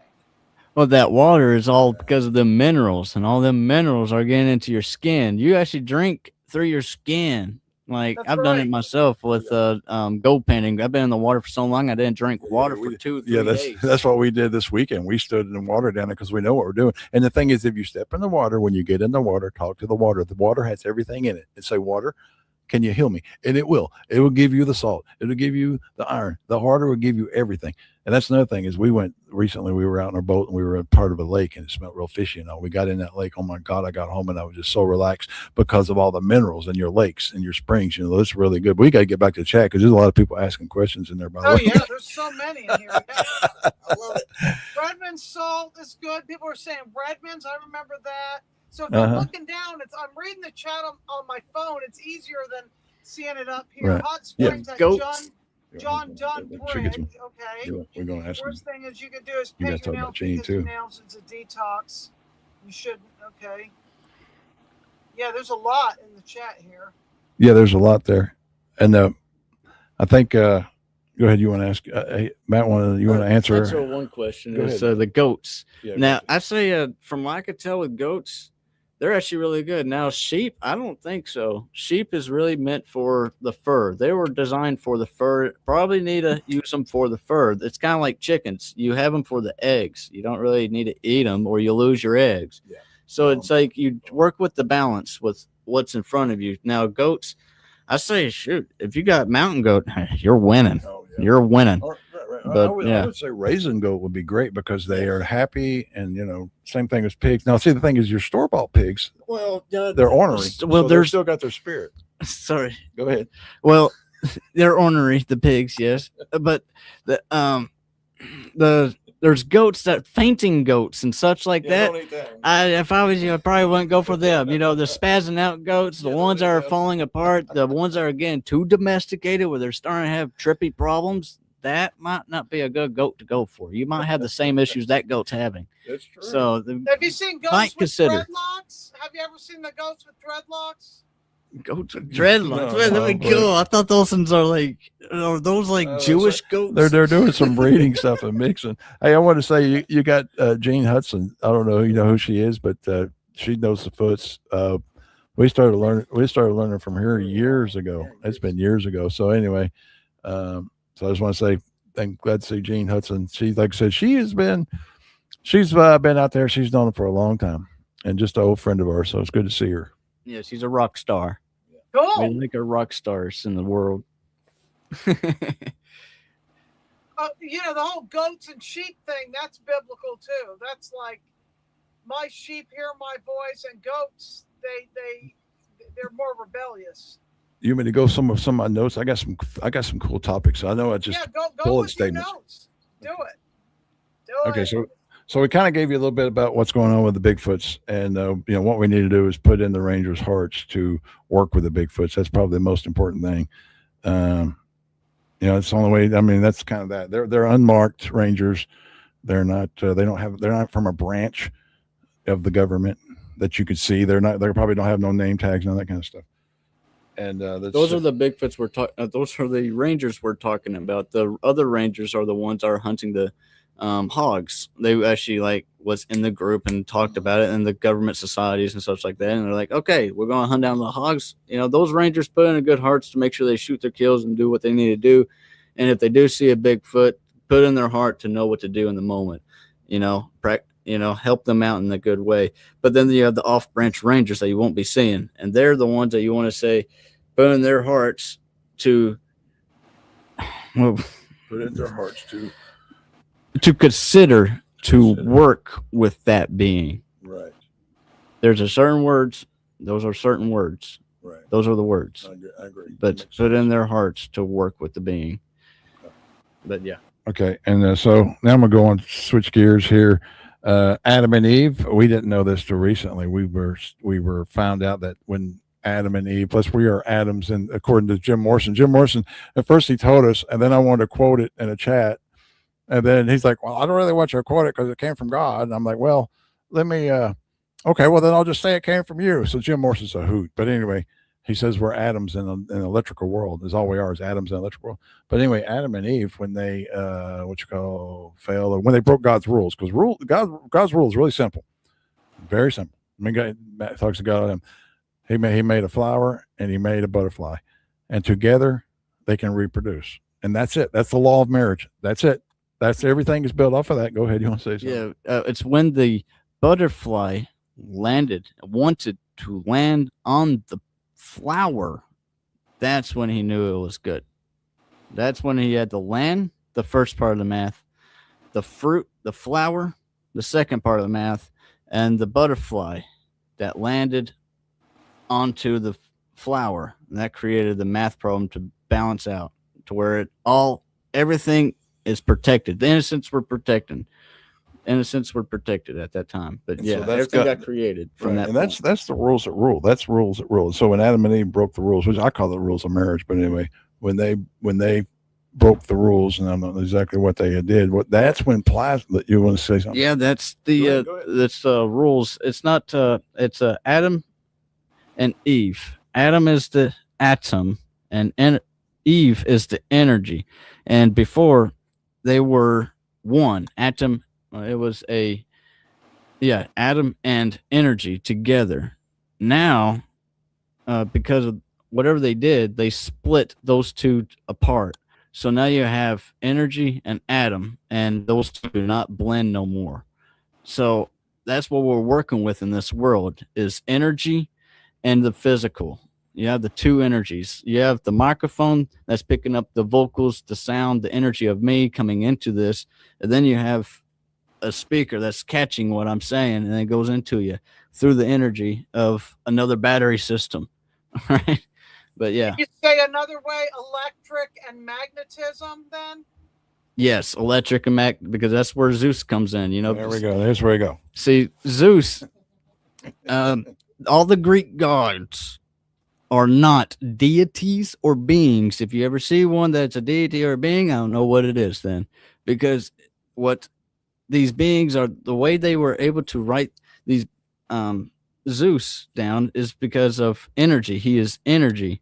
So for people's concept to grasp what he is about, put him into a deity, try to make a figure out of it.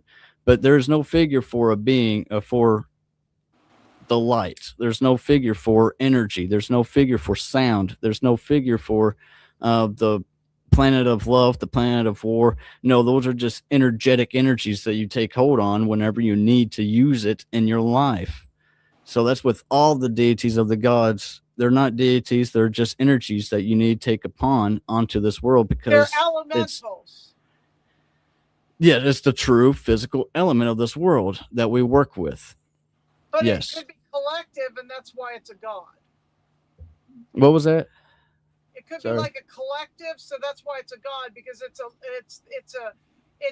this is what I would see it as. It's the oversoul or avatar of elemental beings is why it becomes a god. So it's like the higher spectrum of, like, I'll tell you, when I work with storms, I've worked with Thor's hammer to dissolve storms as a plasma type of hammer with the stones that have all the different frequencies coming off the hammer. But this is like Thor. There it is again. I will. That's good. Go, Get it, Arthur. Get it, Arthur. King Go. Arthur. Go. Arthur's rocking his party.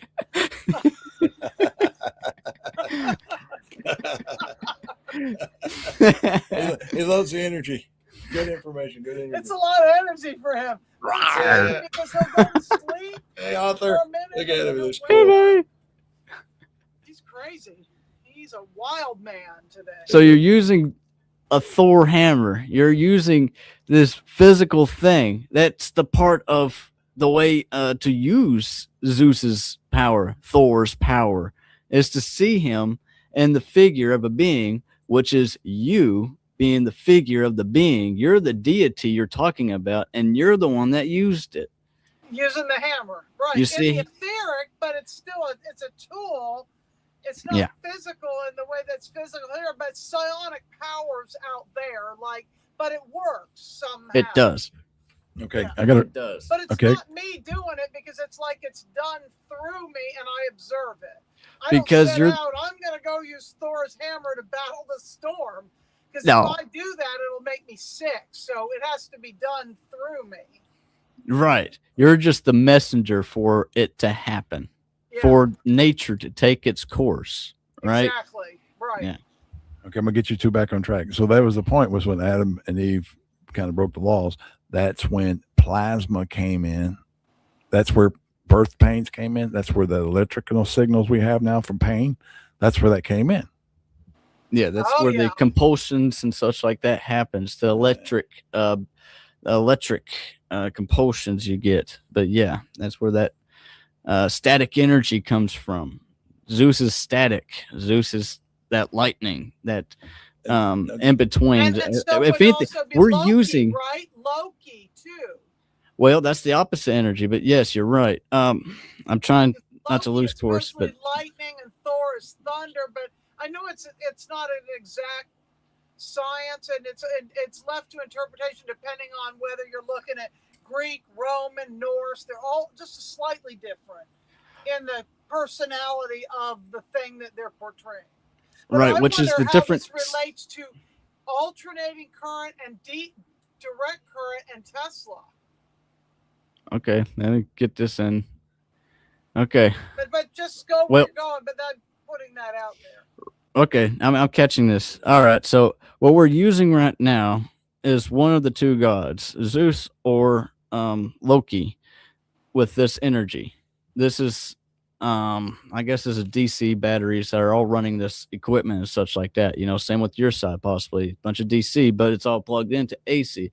You know, we are using a Zeus static energy, and then you have Loki. I see these are deity beings trying to describe a speaker to a fire.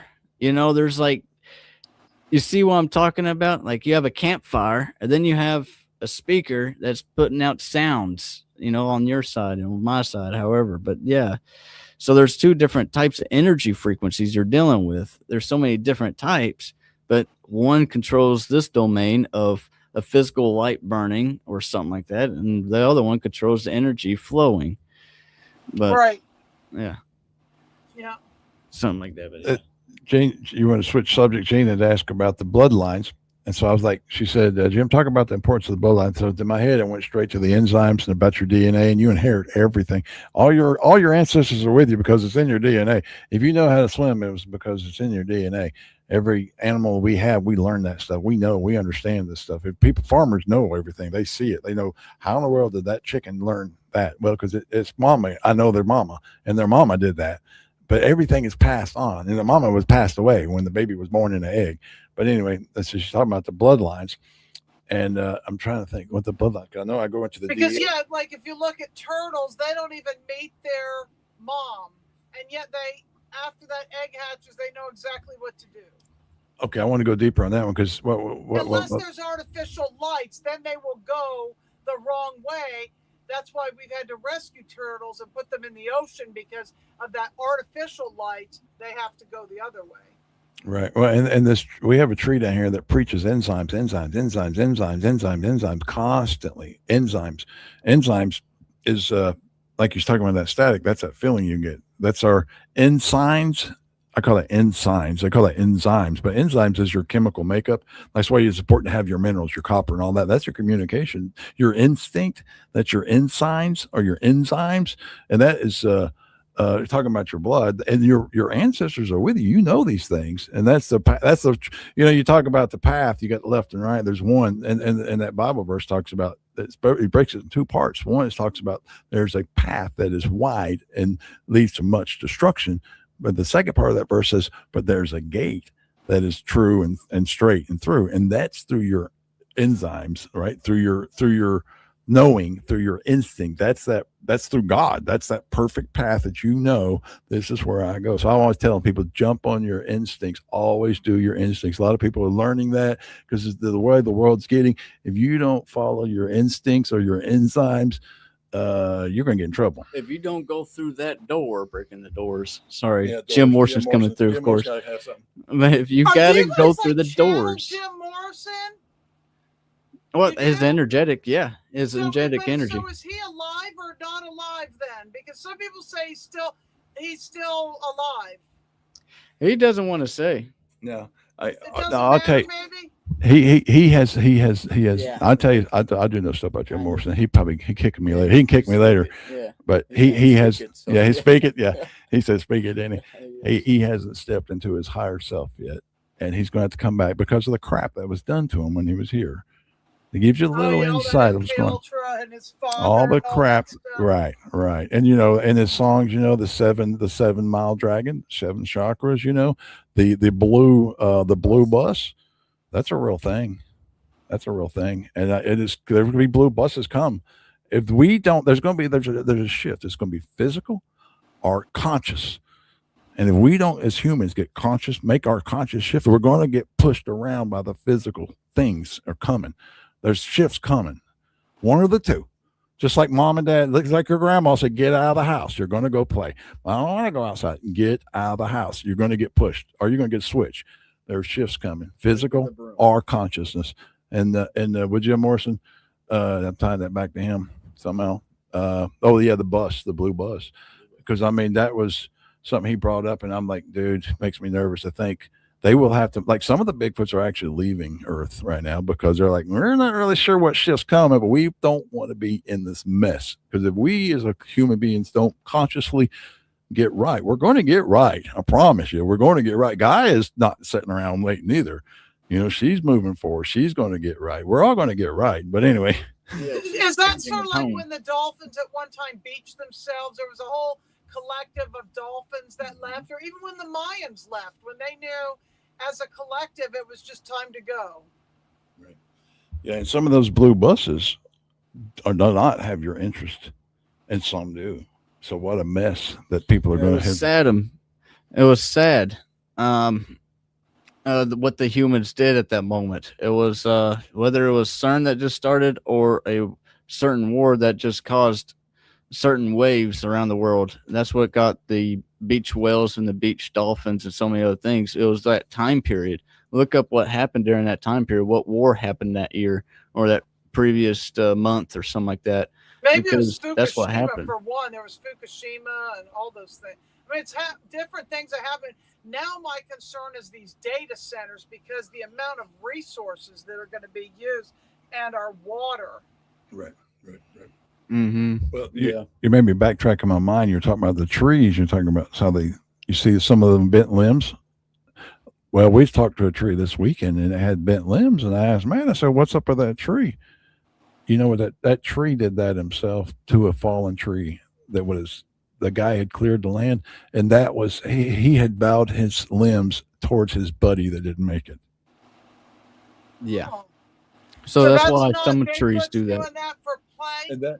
Some trees, some Bigfoots though. There's different types of cases. Mm-hmm. So yes, there's sometimes it's a Bigfoot that arches it, but then there's these other times it's the tree that's like he does it himself for certain other reasons.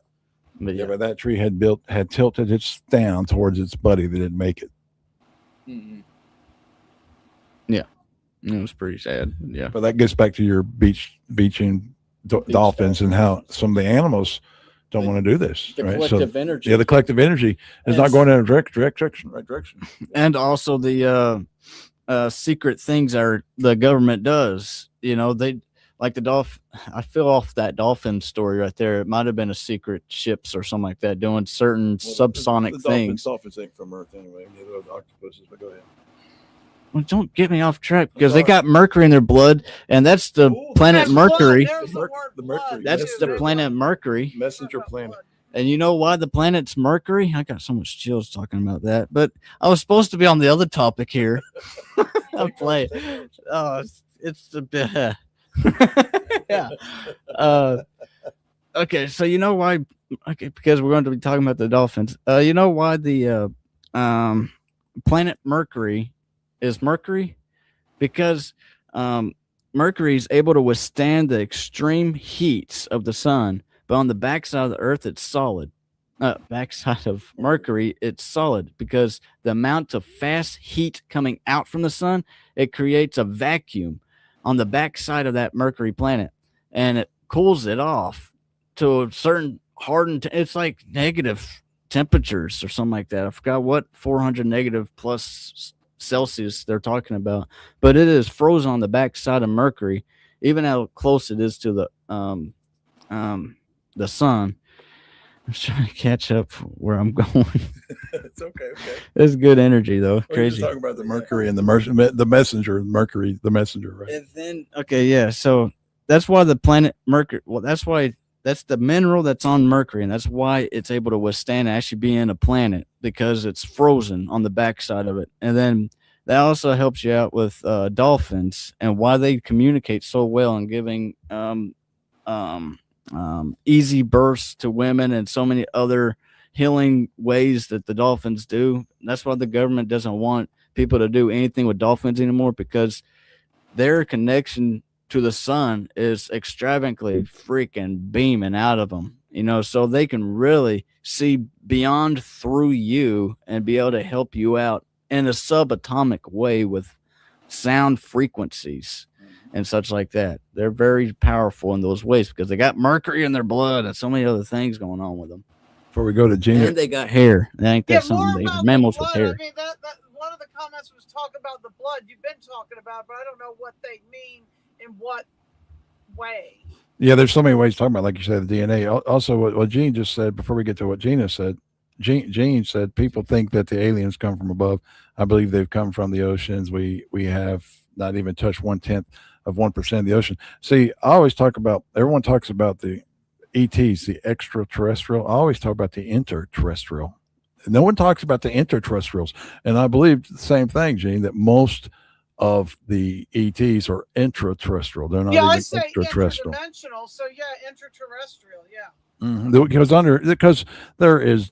There's no telling how many. We know George was talking about a place he swam down between Hawaii and Mexico, where he swam down, and he can hold his breath for an hour because he's a giant. He swam down and came up through a cave that had algae and all that stuff, and went to where his giants are. That's not a civilization. There's just a large group of giants there, but there is so many. There's so much living under us. Like the turtle, America, the turtle you guys talked about in Chloe's meeting. That's what that's what they call us. America is supposed to be the turtle, right?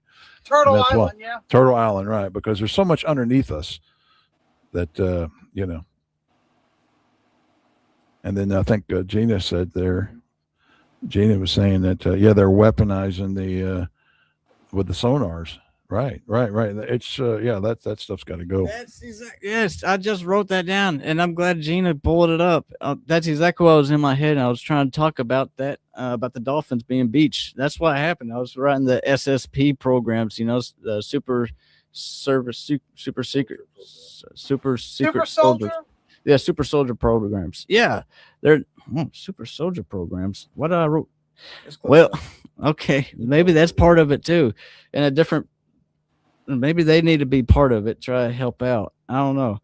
Well, they've been weaponized. I've been seeing dolphins are in it, where they have tracking on them. They tattoo them. They'll tag them with implants and things like that, and then that screws their sonar up. And then some actually do have those military contracts to work for the military, whether it's good, bad, or whatever.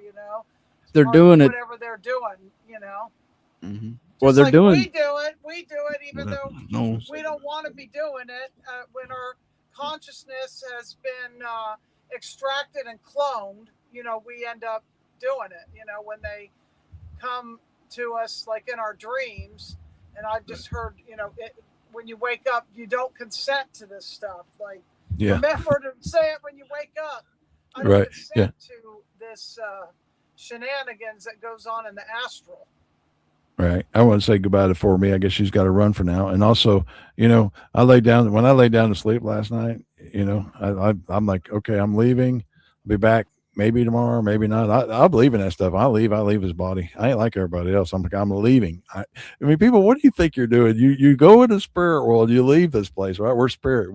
You never, and that's, I still got to get back to my notes. I know we're just keep talking. But that was the thing when Jesus was walking, right? When they were taking him to the cross, he looked at people and smiled because he felt no pain. And when he said, did you forsake me? He was like, because he was confused. He thought he was supposed to be feeling pain through all this stuff.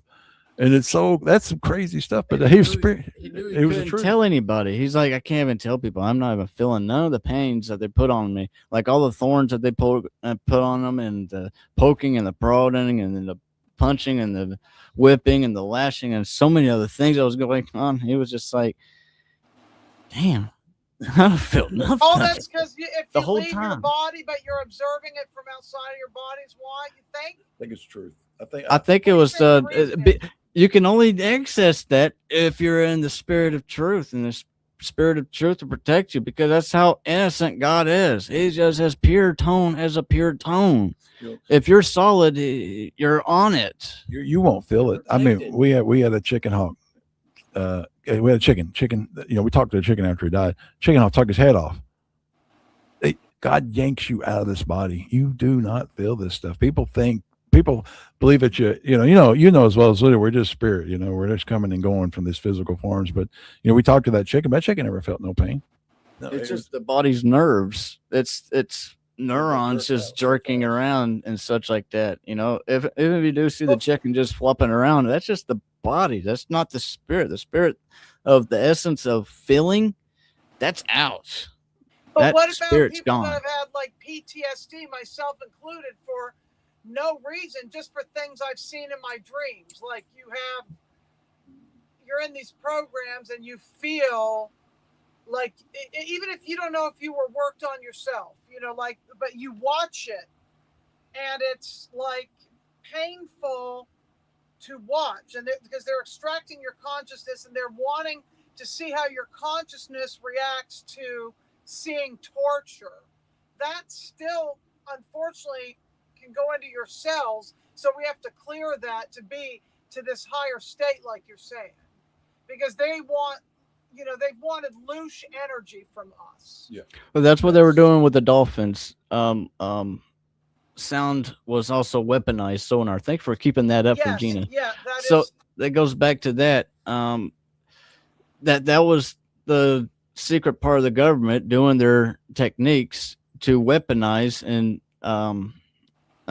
upgrade their systems even more and more, to where they're going to use it in AI situations, surveillance situations, and try to keep the control in the schoolroom going the way they want it.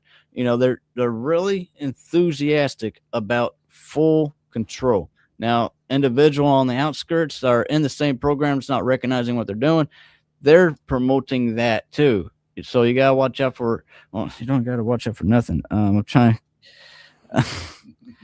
The number one thing is don't fear about nothing and control your own life and keep your energy within yourself. I think you need to know it's this still this true. reality. You almost need to know it's with Yeshua or Jesus. That aspect knows none of this was really real.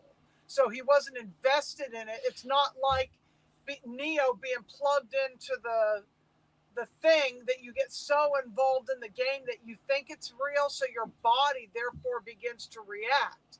See, a lot of times when this stuff has happened with these programs, or like if you're taken against your will as a child, even if it's in the astral, because I believe more of it is astral, you don't know all the stuff you don't know that you don't know, but your body remembers everything and you start reacting. Right, to because what the body's held, to wake the consciousness back up to say, your body has memory of this, but you blocked it, and now you need to address that this has happened.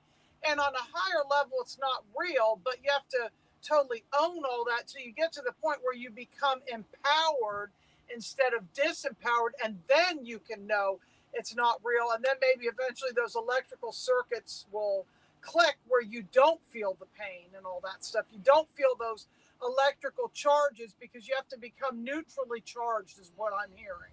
You have to, your charge within your body has to become neutral, and your pH might even have something to do with it.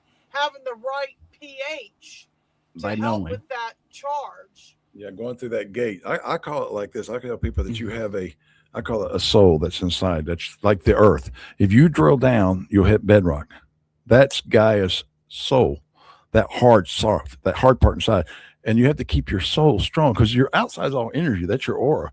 That's your loose stuff, right? On the outside. But if you don't have and a lot of people don't have an inner soul, which is that truth, right? If you don't have your inner truth, then you don't have it. Your soul can get weak. Like, for example, our little camping thing, like I explained to Matt and everybody else, it was really good for our soul.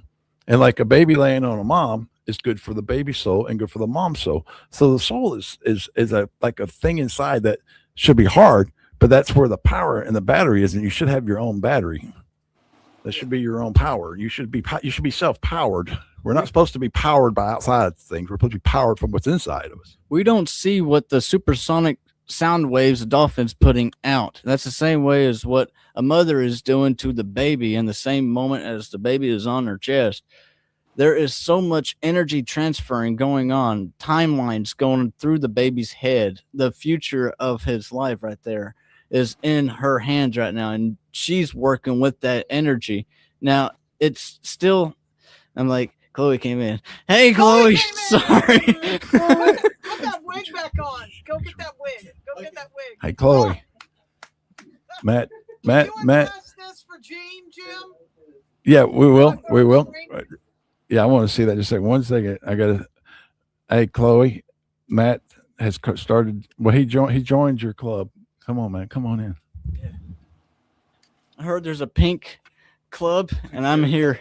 Pink hair cult. I want to be a part of it. I even got my star. I want to be a star.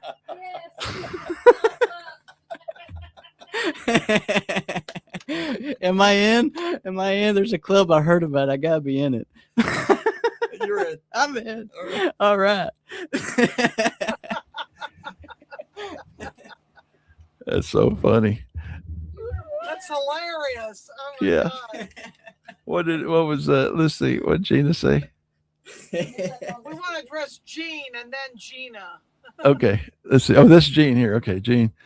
Oh yeah, she goes. She says, Jim, if we are talking about death and pain in life, people need to know organ donations are not what they think they. Yeah, right. Put Absolutely. people put on the life support and to say brain dead, you have to be a live transplant. Yeah. Okay. So Jane's talking about that. In our country, they can declare you dead even if you have a heartbeat, and that's people don't get that, and they can't transport. They can't use dead organs. They can't. Now they can use dead skin. That's about it, but they can't. Bone.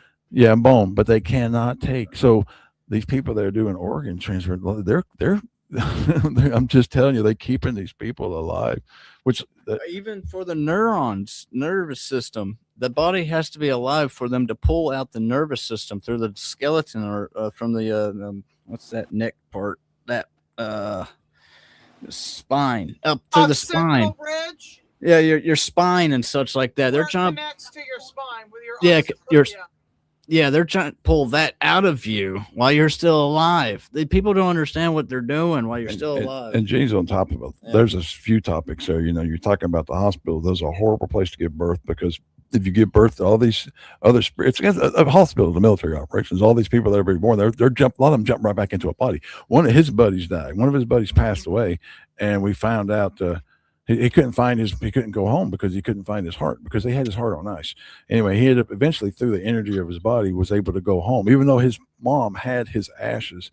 He couldn't find her, but it just shows you the hospitals. Oh my gosh, you just keep going and down that road. It is ugly thing going on. Yeah, you give a woman giving birth to a child. There's a person in the other room that's dying, and that person could just jump right in.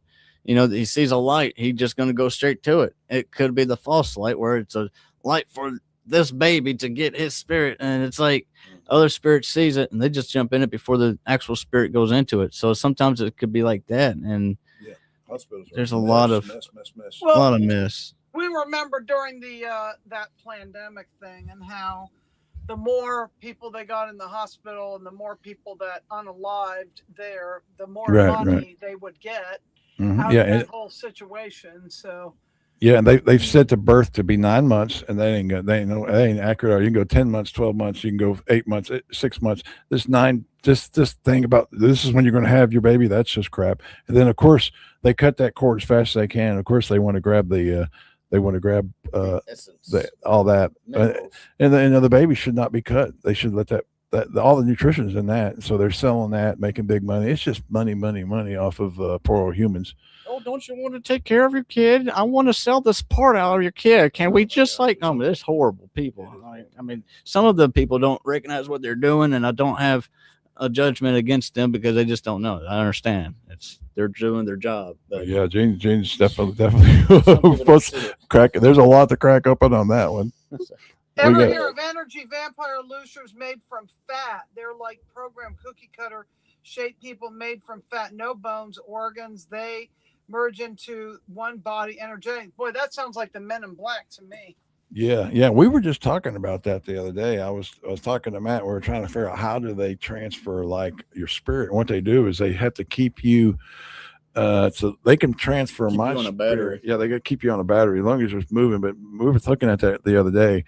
I don't know if you can remember how it worked, but anyway, they transfer your spirit into like a robot, for example. But that robots, there's a way to do it. You remember? Okay, yeah, you remember? I do remember. Okay, yeah. So it's like it's the dying part of your stage, where you're starting to have when you're shaking with static. You're just like you're dead technically, and what they do is keep a charge on you, a battery, so it keeps you out of the compulsing part. So now you're in a coma, steady with a steady charge, and then they keep you and they put you into that energy into a robot of some type, AI or some other tool that they're trying to use for a massive memory or something like that. They're trying to do. Remember, we are on YouTube, so we're gonna have to maybe use some keywords. I'm agreeing with what Gene says, but some of these I'm not. Entertainment, guys. This is funny.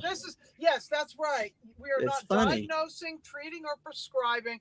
This is for entertainment and educational purposes only. Yeah. And also this is not entertaining at all. Exactly. Or Blaine Jane. Right.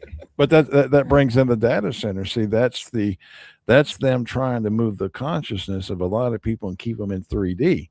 That's a lot of people haven't seen that. That's what they want to do. They want to split the time. Like some of us are going to go on, and some of them they want a bunch to stay in that 3D, and that's how they're going to. They want to capture all these consciousness. A lot of people are on their way.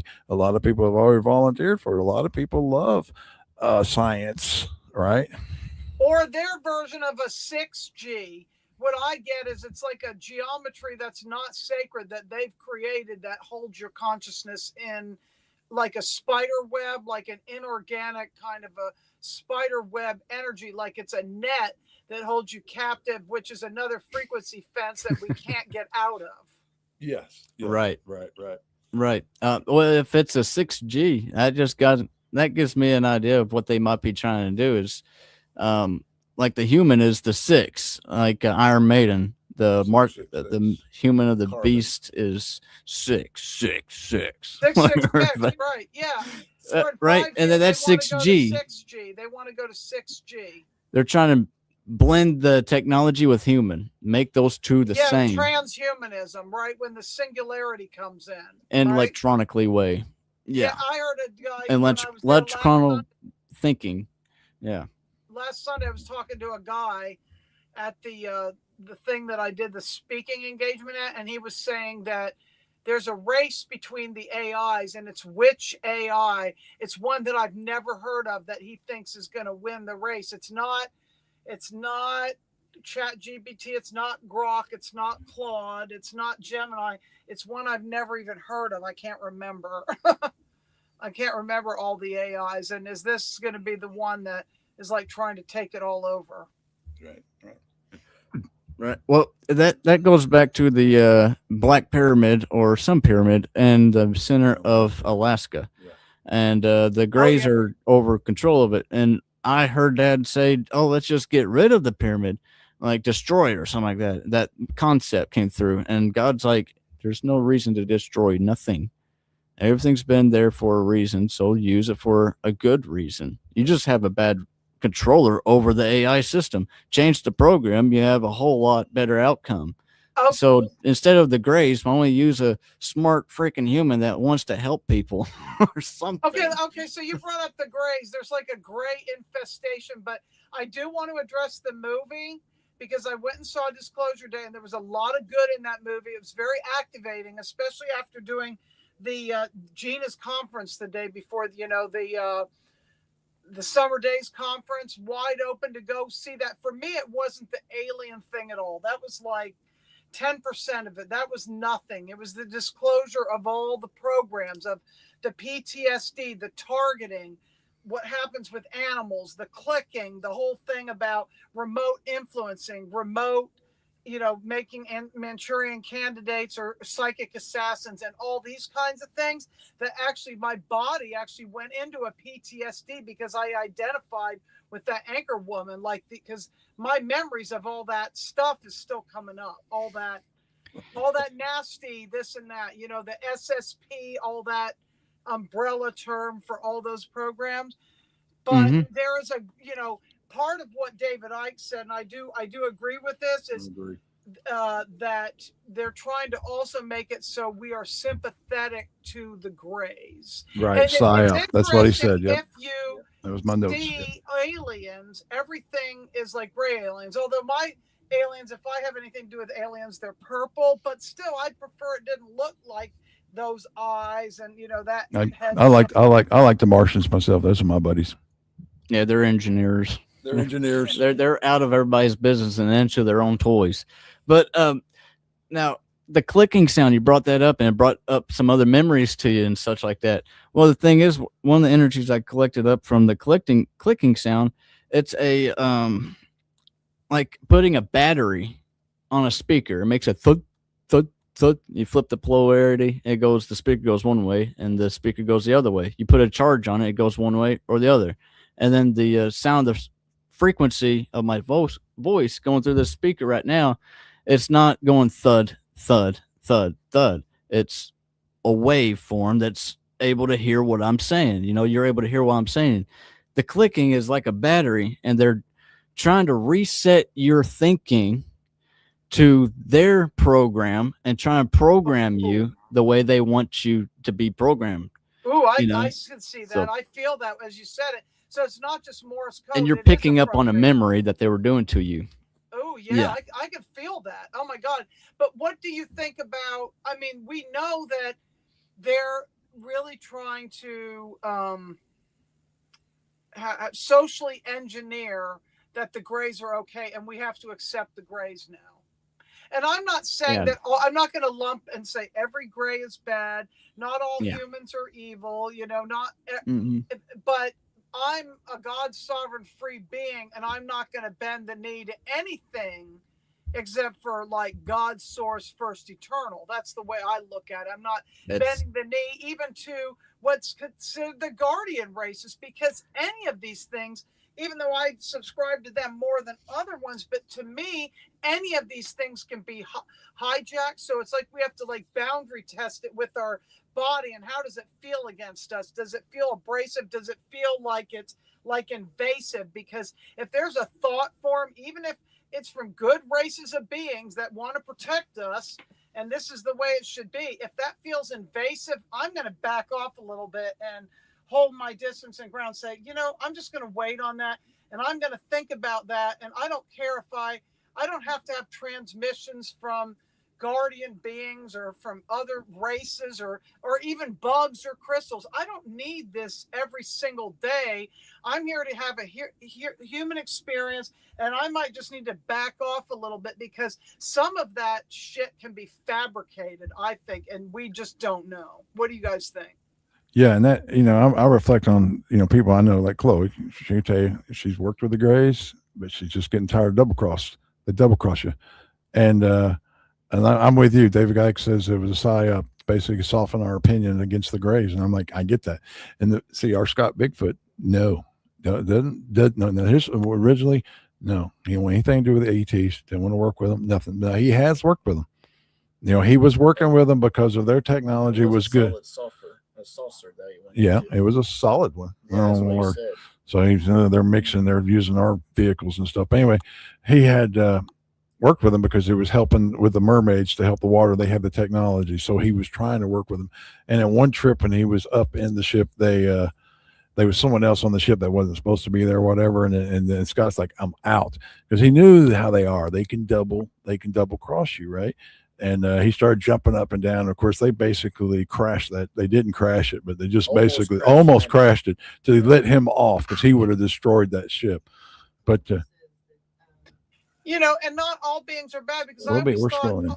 I thought all sirens were bad, right? I really thought, oh my God, sirens are evil. They're bad, until they told me, no, you can use that energy for the storms, and we're going to help you mitigate these storms. Yeah, and the thing with the mermaids, the reason that they're evil and all that is because there was a time when we were a water world for a long, long time, and they didn't make that evolution to get legs. There's a jealousy going on, kind of thing going on, and some not. Some gets it, some doesn't. Some appreciates being a mermaid, some doesn't appreciate it. So anyway, that's just the way it is. You missed your evolution. You didn't move in the right direction, and then you don't have legs. And so we're on land and they're not. So there is some animosity, right, going on there. And that's where you get you hear a lot of stuff about some of the mermaids not being real friendly. Yeah, because it's like for us, we can see the stars above us.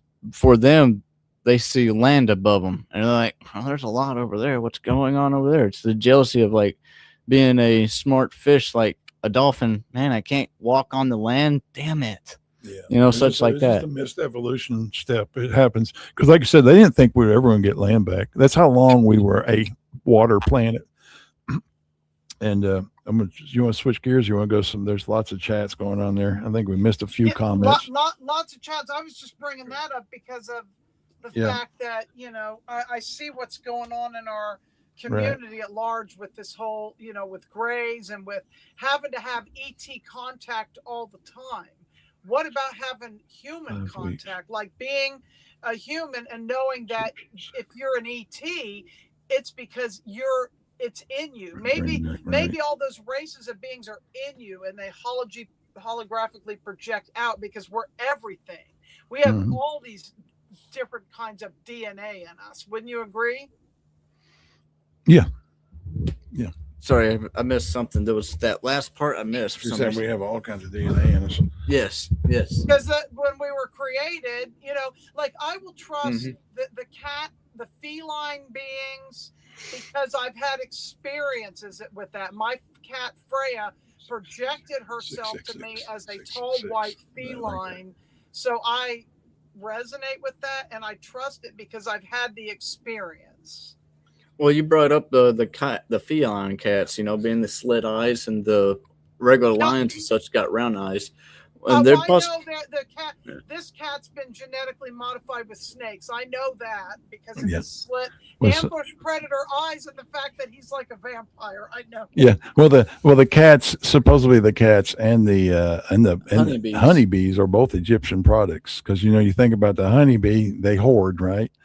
Yeah. And a lot of the other bees do very well without hoarding. And the cats, you know, if your cat disappears for a night or two or a week, he's probably going back to his ET buddies. But, you know, you got your intuition on, so you know if your cat's a spy. He loves me too much, and I feed him. I always joke. There's so many cat lovers. I can make a lot of enemies talking about cats being Egyptian spies, but I don't want to get into it. I don't want to get hurt. But what about bees? That doesn't make bees bad because they hoard. We need bees and honey. We need those pollinators. The thing is, there's other bees that do better without hoarding, because they do. That's the hive mentality, right? They learned that through the bees, and where they want to do the humans. Hive mentality, right? Well, that's an interesting perspective. I remember you bringing that up before, but what about if all the bees start dying? Would it be better to have bumblebees? Because it's not. Because they're not quite natural. They can't, like, there's no natural honeybees in America. I mean, maybe in the southern parts of America, maybe there's some natural areas that they live and strive. But, and like, I forgot what the other countries are. They have like full freaking cliffs full of honeybees and such like that. They're natural for that area, you know. So I'm probably not talking about those honeybees. But there's certain honeybees. I don't know what strand they are, but they are like they've been genetically modified to be what they're supposed to do. You know, Got it. what they try to claim for them to be. But yeah, that That makes sense. Yeah, but there are certain beings, like we talked about the ant people a little bit, not really, but they are a hive. They work. That's the way they work. Their Right. beingness is that way, where they want to be that collective. So I don't know if all collectives are bad, but it's bad when it's like imposed to where it's a hive mind thought system. You know, where you don't have your own thoughts because Well, anything that comes to this earth, it takes, I think, about 7 generations or more for Gaia to bring them into a natural state. They have to be naturalized, you know. And you come in like I don't know, I'm going to say cedar trees. I don't even know. There's also a lot of things that have come on, but through the process of Gaia will turn them into, bring them into positive, I guess you could say. And like for example, I know you might know Polly. I'm thinking of her last name. What's her last name? Polly Polly. Anyway, it's a friend of mine. She's been abducted, and she's had, you know, they've been using her to have babies, right? Children. But that group of ETs, they could have babies naturally, but they might have to die because it might die during birth to return to a natural thing. But instead of them returning to, which means, you know, to give your life for another, to have a baby, but they are still using us humans as, you know, to have their children. And I'm kind of like, you know, I'm not sure about, but still, it's still naturalizing, coming back to, you can be naturalized. You could come to this planet and become naturalized, and you can have natural birth. So, I mean, it is a process, and Gaia definitely doesn't, you know, she makes good out of anything you throw at her. She makes good. Well, you brought up kind of 2 points. She brought up one point, which is the family dreams, is what I'm bringing up. But we used like group thinking about the honeybees and such like that. Native tribes used to had they actually have dream weavers too. I just not catching that just now, but they have when the Native Americans or a good family tribe comes together and they just go to sleep that night, they are all in the same dream spirit world, thinking about what they're going to be doing for the next day and the harvest and the hunting and the gathering and the works that they're going to be doing tomorrow, whether it's in the knitting or whatever they're doing.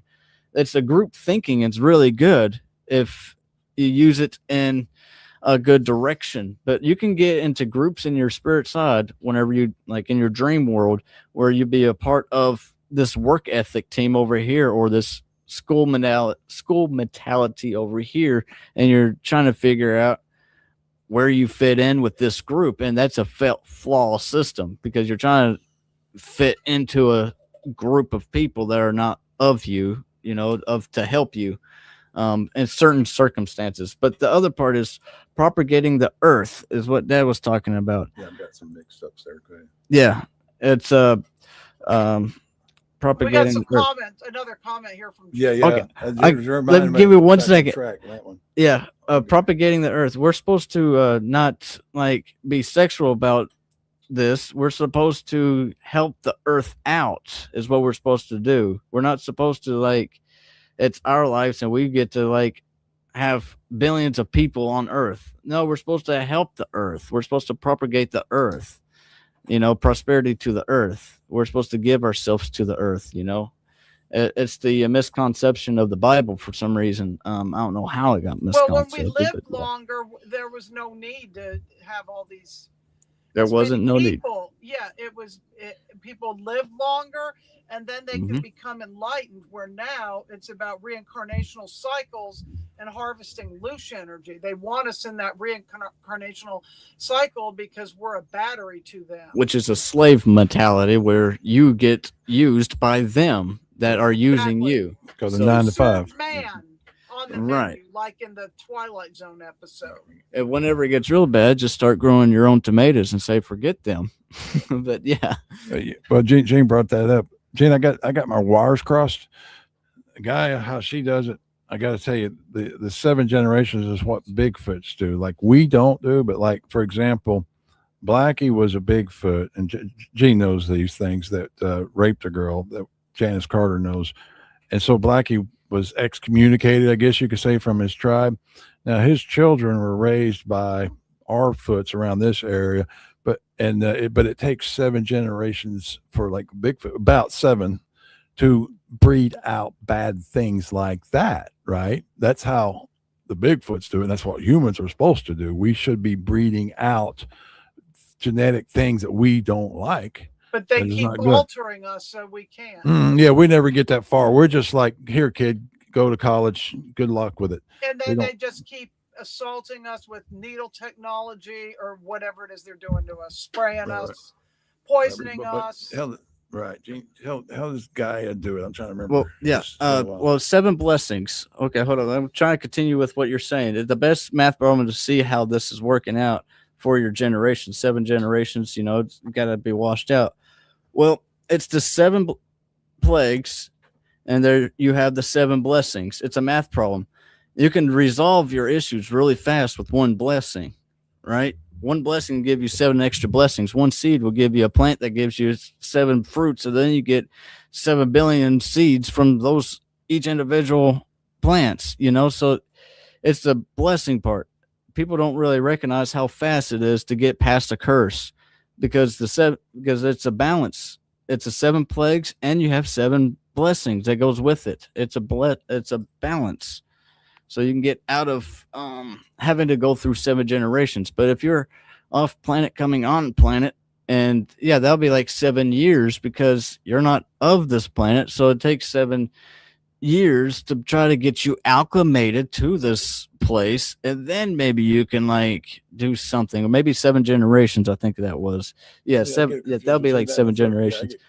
Well, for the Foots, it was the same thing with the Foots. If Blackie didn't resolve himself and such like that, it's the same thing. It could be 7 generations to try to get that blood out of him. If his next son still had it in him, and that next son still had it in him, son or daughter, doesn't matter. But still, it's a possible 7 years. You would look out for it on the 7 years because it might recycle back in the next generation, because they even talk about your great grandfather's or your grandfather's hair will be the same as yours. And you don't have the hair of your mom or your dad. You have your hair of your grandfather. Sometimes it skips the generations. So that's what types of deal happens there. Yeah. So I had a dream I want to share with you, because we talked about turtles before, and because of Chloe, when she channeled the grandmother turtle, I had a dream. Not all the dream was good, but this part of the dream was really good. But very strange that there was a turtle that was like born in like a seed pod. I don't know if it was a shell or a seed pod, but it was about this big, and it was a sea turtle. And then this grew like within a day about this big, and it bonded to me like I was its mother. It imprinted on me. It's not that it didn't like other people, but it really imprinted to me, and it even liked Arthur. And I'm like, and I was going to have to put this in the ocean, but I was almost thinking it needed to go somewhere to be around humans. I don't remember exactly what happened, but I'm just trying to figure out, what is that supposed to mean? I've been pondering it all day. You're supposed to say that last part again. That was very intriguing. You did a twist on me. As much Yeah.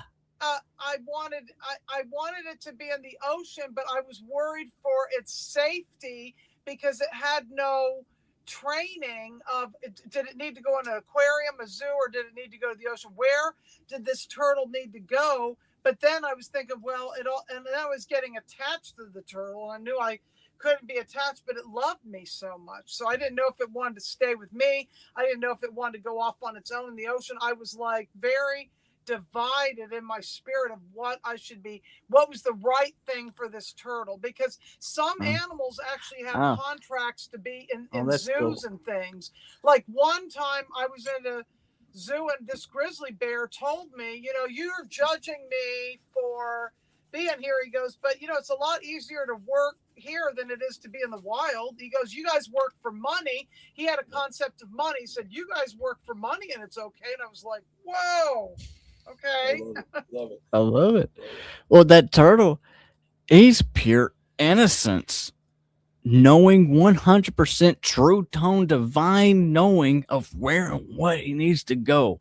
And that's the whole part of he knows absolutely nothing. So he sees you. He was magnificently like, whoa, look at you. He was in true love for you because he never saw you. Everything's new to him. Everything's bright and beautiful. So you put him back in the ocean was the right direction because now he noticed that these beings are good. And he's like, that's cool. Next, I hope to see him again. He hopes to see humans again, is what I see from that little turtle. Yeah. Did you put him back in the ocean, you said? I woke up. Oh, you woke up. So I Wow. never made that That's a decision dream. Of whether he went It in the felt ocean so or real. didn't. I see it being so real. That's crazy. Maybe it's someone else in the video that freaking like probably had an actual experience, and you had the dream of that person having the experience, and or something. But I the don't weird know. thing is, he didn't That's so come cool. out of an egg. It was more like a shell or a seed instead of an egg, and it wasn't in the sand. It was in a tree. The turtle came out of a tree. So I thought maybe it has something to do with Turtle Island, even though it was a seed. Tree life. It's a tree of life. So we're all on the Native Americans. We're all on this floating turtle, and we're on the back of this turtle. And off the back of the turtle is a bunch of trees, life, you know. And the seed, the egg, came through its back, fruiting up. So it's like Gaia's giving thanks and showing you the blessing of life that's here for you. I think that's what I'm saying for now. Now, your other connections is possibly true too. So yes. Cool. Yeah. And then you can you see Chloe's comment there, and there's more comments. There's 60s, 70s. Yeah. Bless you. Thank you. I was gonna say, I'm trying to go through my notes. What do we got here? Let me see. It used to be that you could not marry without a blood test, That's right? right. I forgot about that. And then they stopped that. So many families have children with issues. It's crazy. That's true. They wanted to destroy humanity. Yeah, they definitely want to destroy humanity. It was a war against humanity for sure. And that's right. The blood testing thing. She made me think about something on that one. Oh, I don't want to go down that story. It's a long, crazy one. Hey, let me talk about something else. You know, when three eye Atlas. yeah, three eye at last. Third eye. At last, yeah. When the three eye at last came through, and you know that Nibiru was behind that. No, we never saw Nibiru. It was what balanced Nibiru. It balanced that energy. I don't know if you knew that or not. I just want to throw some cool stuff at you. I thought that was cool. That's something that he talked to his buddy for. And those Kevin, yeah, and those pyramids. So they put the pyramids on the wrong place on the earth. They put them on the sides. They're supposed to put them on the north and south. And so Kevin explained to us, well, I'm trying to adjust that, which they do. Kevin, that's our Martian friends. They go out and adjust it on other planets and come back here. They don't want to screw up. They've got Earth going pretty good. It's kind of green, it's kind of got life on it and stuff. They don't really want to break Earth. So they do have other planets where they're working on sound, right? I think there's one, but I thought that was interesting. The planet that they were working on has sound. Yeah, that's the planet that we're working on. The Kevin was working on was the one that had a partial diosphere around it, and that's what a partial diosphere. Good. That's with the pyramids. Yeah, when you get a chance, ask AI what happens if you put a partial diosphere around the Earth. Don't say you got to say partial. The other one would be destructive. And anyway, you got to do that sometime. Another one I was going to say was those spears that you see the spears that people are finding, and they're like, what is this thing? If they get close to a power line, they have a battery like inside of them. They get zapped, boom, and and they fall to the ground. But that's part of Kevin's package of what they do is they're surveying sound, energy. Those are just survey devices. And you see a lot of people are getting those big round balls, but yeah, that's Kevin's toys. Yeah, they're like it's like wireless. They're able to it just hovers on the Earth. They just deploy them and they don't really care if it ever comes back. It's just like, here, take a look, survey, and whatever you gather, we got it on our computers here, up here, behind the moon, or in front of the moon, whichever place that they're at, from what I'm seeing. That's not quite directly on Kevin for the moon part, because he's the one that's doing the transportation off the moon. So there's a lot of transportation of stuff going towards the moon, like there is to the backside of the moon, to where things are getting deployed out of the back of the moon too. But they first goes to the front of the moon. It makes me think of a Pink Floyd song. Even though this background, I couldn't figure out, certain backgrounds for the StreamYard, but that sort of looks like the Dark Side of the Moon album cover, doesn't it? In a way? A little bit. It does kind of look like the pyramid, right? Yeah. The prism that we're in, right? Yeah. The light prison that we're in. We was talking to a tree the other day. I want to tell you this one. This was kind of cool. The tree, it was a big giant tree. Him was setting up. We just went up we were up in the woods. We like going up and checking out the mushrooms, especially if it rains, the life, the snails, the turtles, all that stuff. And we were up there, and we sat down by this big giant tree, and we talked to the tree for a while. And we learned some pretty important stuff. He said back in the day, everything was moved before the motor. They moved everything with leverage. And like the Great Wall of China, those little cut-in grooves you see, they used to be for wheels that would lock in. They used to be a transportation, and they moved big, like wooden trains on that thing, right? And people would walk underneath it. That's how big these things were. And he was telling us about that and explaining here in America how they would take stuff from Jordan, and they had things that had like big legs like this that would roll. Spokes. One man could operate it, right? Because it was based off of leverage. It was all leverage back in those days. Everything was leverage. One guy could sit there and move a 50, train that was like 100 feet. They can move it to 100 feet to 200 feet with just one from this. Let me get my hand there. From this part to about like that part, that's like 200 feet. That's how far they moved it, just by one twist. That's leverage. He did tell us a secret, because we were on the topic, and he did tell us a secret, and we went live. Where'd she go? Peekaboo. Hey, everybody. I guess she's still in the background. I hope she didn't fall off. Wait a minute, I'm going to say this point. I know she's going to say it. Peekaboo. Okay, so anyway, Chloe would like this.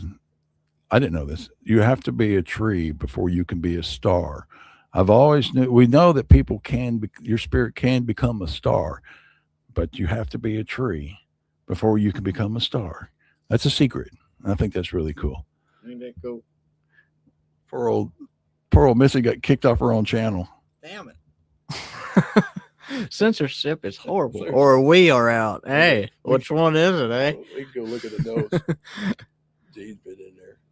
Gene's been cranking up the freaking topics. I know Gene's pulling it out. That's helping us bring it out, because, there's a lot to talk about, and you don't get excited. You forget about half this stuff.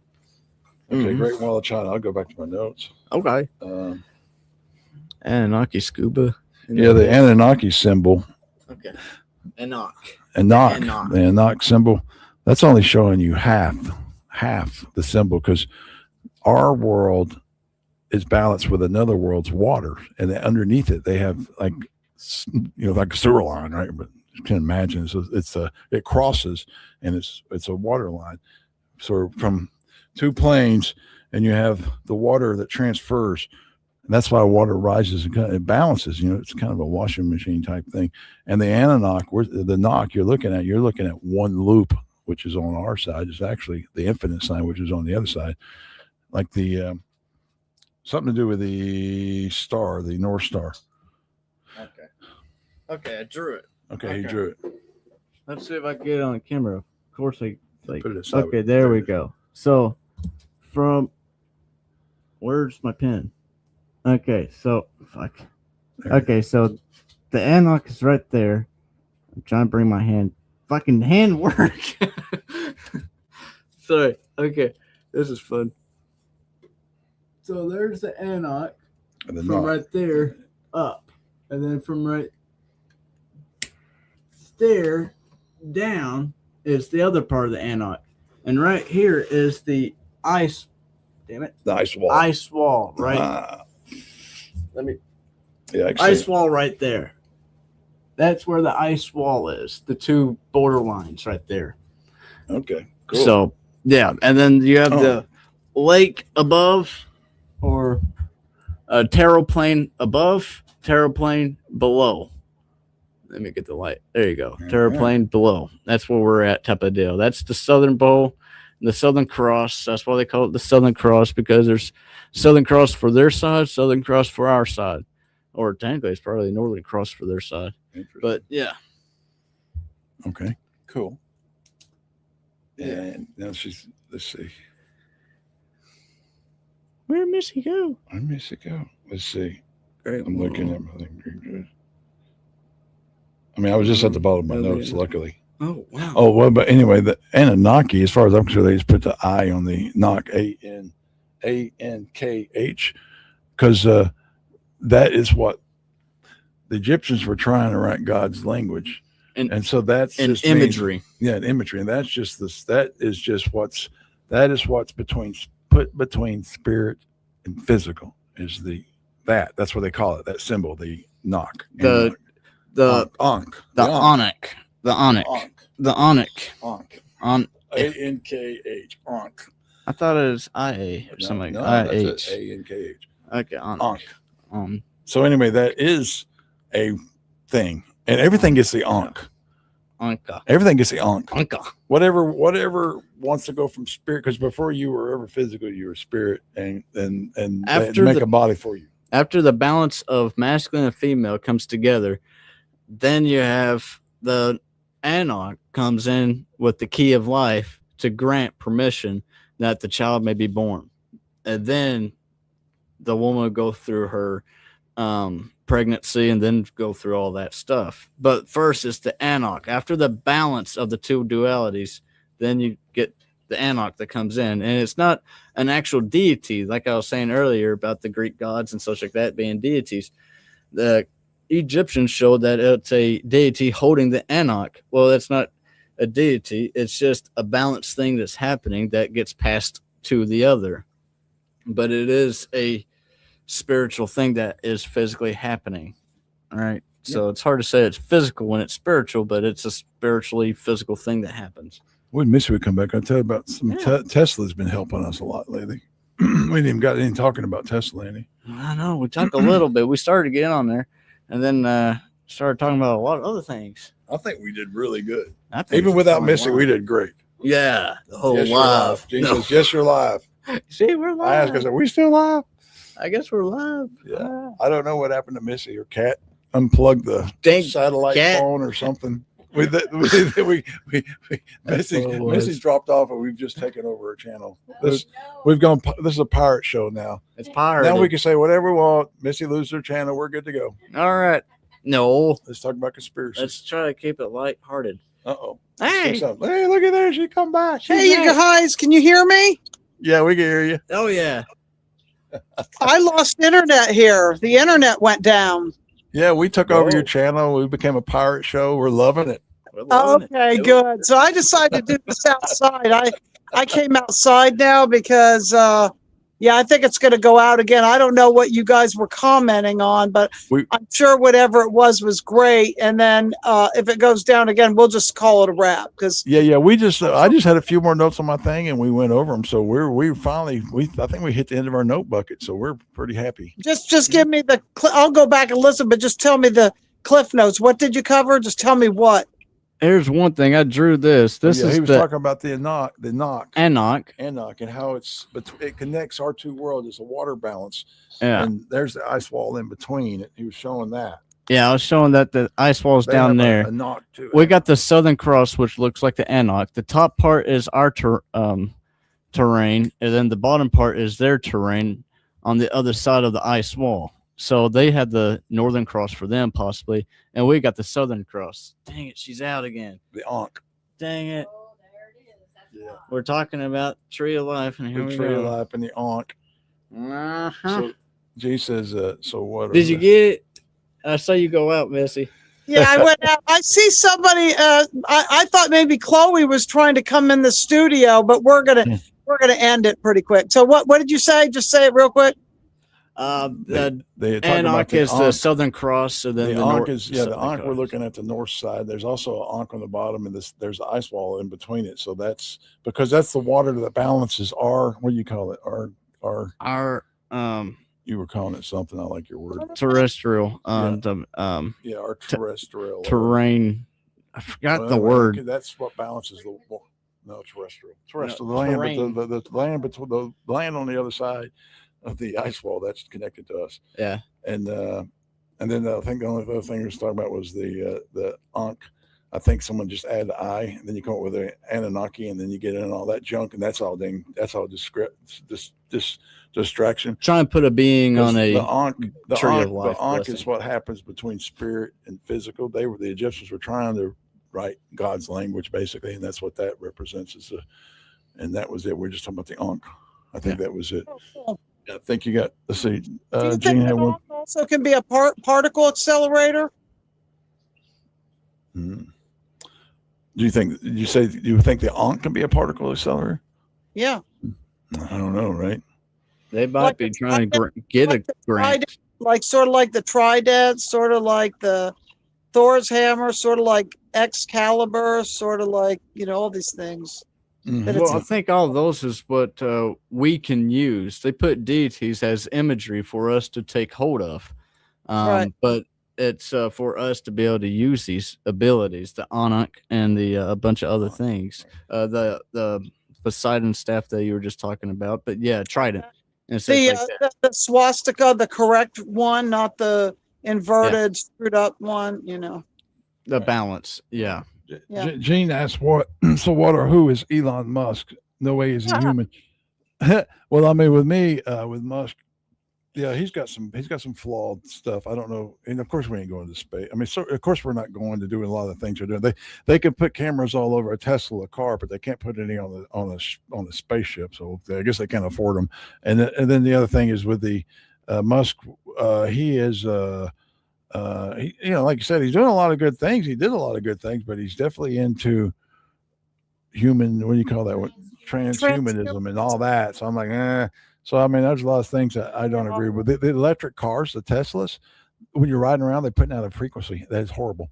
And it's on your system. When you gas it, you raises the frequency. It's changing frequency. If you pull up beside a tree, the tree's like, please give me back the gas cars and the diesel cars, because those actually have a good frequency compared to electric vehicles. Electric vehicles are going to make people sick. But anyway, we can go on and on about this electric world that they're trying to create. I say the world's on fire with electricity. We'll have to do this again. Yeah. Yeah. We was really happy we dumped so much on this. It's 2 hours and 30 minutes, so we're excited. We'll do like a 6 months annual review. Sounds good. It'll be well worth it. Oh, I took that beeping sound from that movie and I cut out that MP3 and I stuck it through every AI I could. Analyze this for me, spectrograph it for me. Tell me what is it? I worked really hard to see if I can get anything out of that, to find out if there's any. I couldn't find anything. I just want to let you know.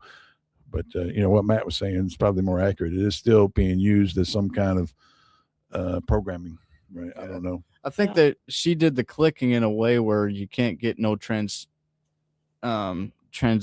or translation. That's what I was trying to say. You get no translation because that's not what they use, but they use the other clickings that is to program. But yeah, that's what I was saying, or something like that. And Gene, email me at tkbigfoot@proton.me. tkbigfoot@proton.me. She wants to talk. We talked. It's been a year since we've talked, but we'll talk back at Gene sometime. Yeah, thanks for holding it down when that internet went down. I have no idea. I guess because I did hear thunder in the distance. Thor was talking in the distance there. Yeah, you guys, this has been great. And we'll have to catch up in the physical sometime. Like you said, you want to come over to Hot Springs. So that'd be cool. Right. I owe Tina a trip out of the house. You know how it is. People are getting less and less out of the house because it just ain't no good. The food ain't no good. The restaurant's no good. Food's terrible. people are no good. The hot springs, you're like, oh my gosh, like I said, they used to be hot. Now they put 60 tubs in, so now you get warm. And you're like, man, what happened? And then you go camping, and you're like, what do you want for camping? So we've got more and more. I know we're not the only people that become homebodies just because it's ridiculous to travel and enjoy. It's not like it used to be. Yeah. Yeah. But thanks for having us, Missy. We really appreciate talking to you. We were excited to get the chance, and thanks, Gene and Chloe and Gina and so many people that showed up, and Jason and all the people that showed up in the chat. Jason. Yeah, it was awesome. Bunch of fun people. All right. Yeah. Thank you. Yep. Who do we miss? Eric and Yeah, Eric was there. Terry. and, Carrie. Terry was there. Terry was there. Yep, Terry was there. yeah. Terry. Sunflower. Sunflower showed up. Yep. Chloe. Of course, Chloe. Rock on. Yeah, Chloe's making fun of my mic. So she had a really good mic, and I was like, ask her what it was. She told me. That's what I went and bought one off eBay. So that's when she was like, you guys got a good mic. I'm like, yeah, thanks, Chloe. That's why we got this one, because you had a good one. So we were like, I'm going to get a good one. So we copied her. Chloe and I are supposed to be on with Rob on 4th of July. Oh, that's and going to be fun. Clearing over his, do a recap about the Potomac River and DC and all that grid work, and then stuff to do with, where he is in Pittsburgh. And I think Breakaway Ray's going to be on, and Rob wants us to do readings too. So it'll be a fun 4th. Right, cool. Yeah, Breakaway Ray, he owes us. Breakaway, if you're listening, we shot about an hour or so with him, and he hasn't put it out yet. He says he's still working on it, but we dropped a lot of stuff.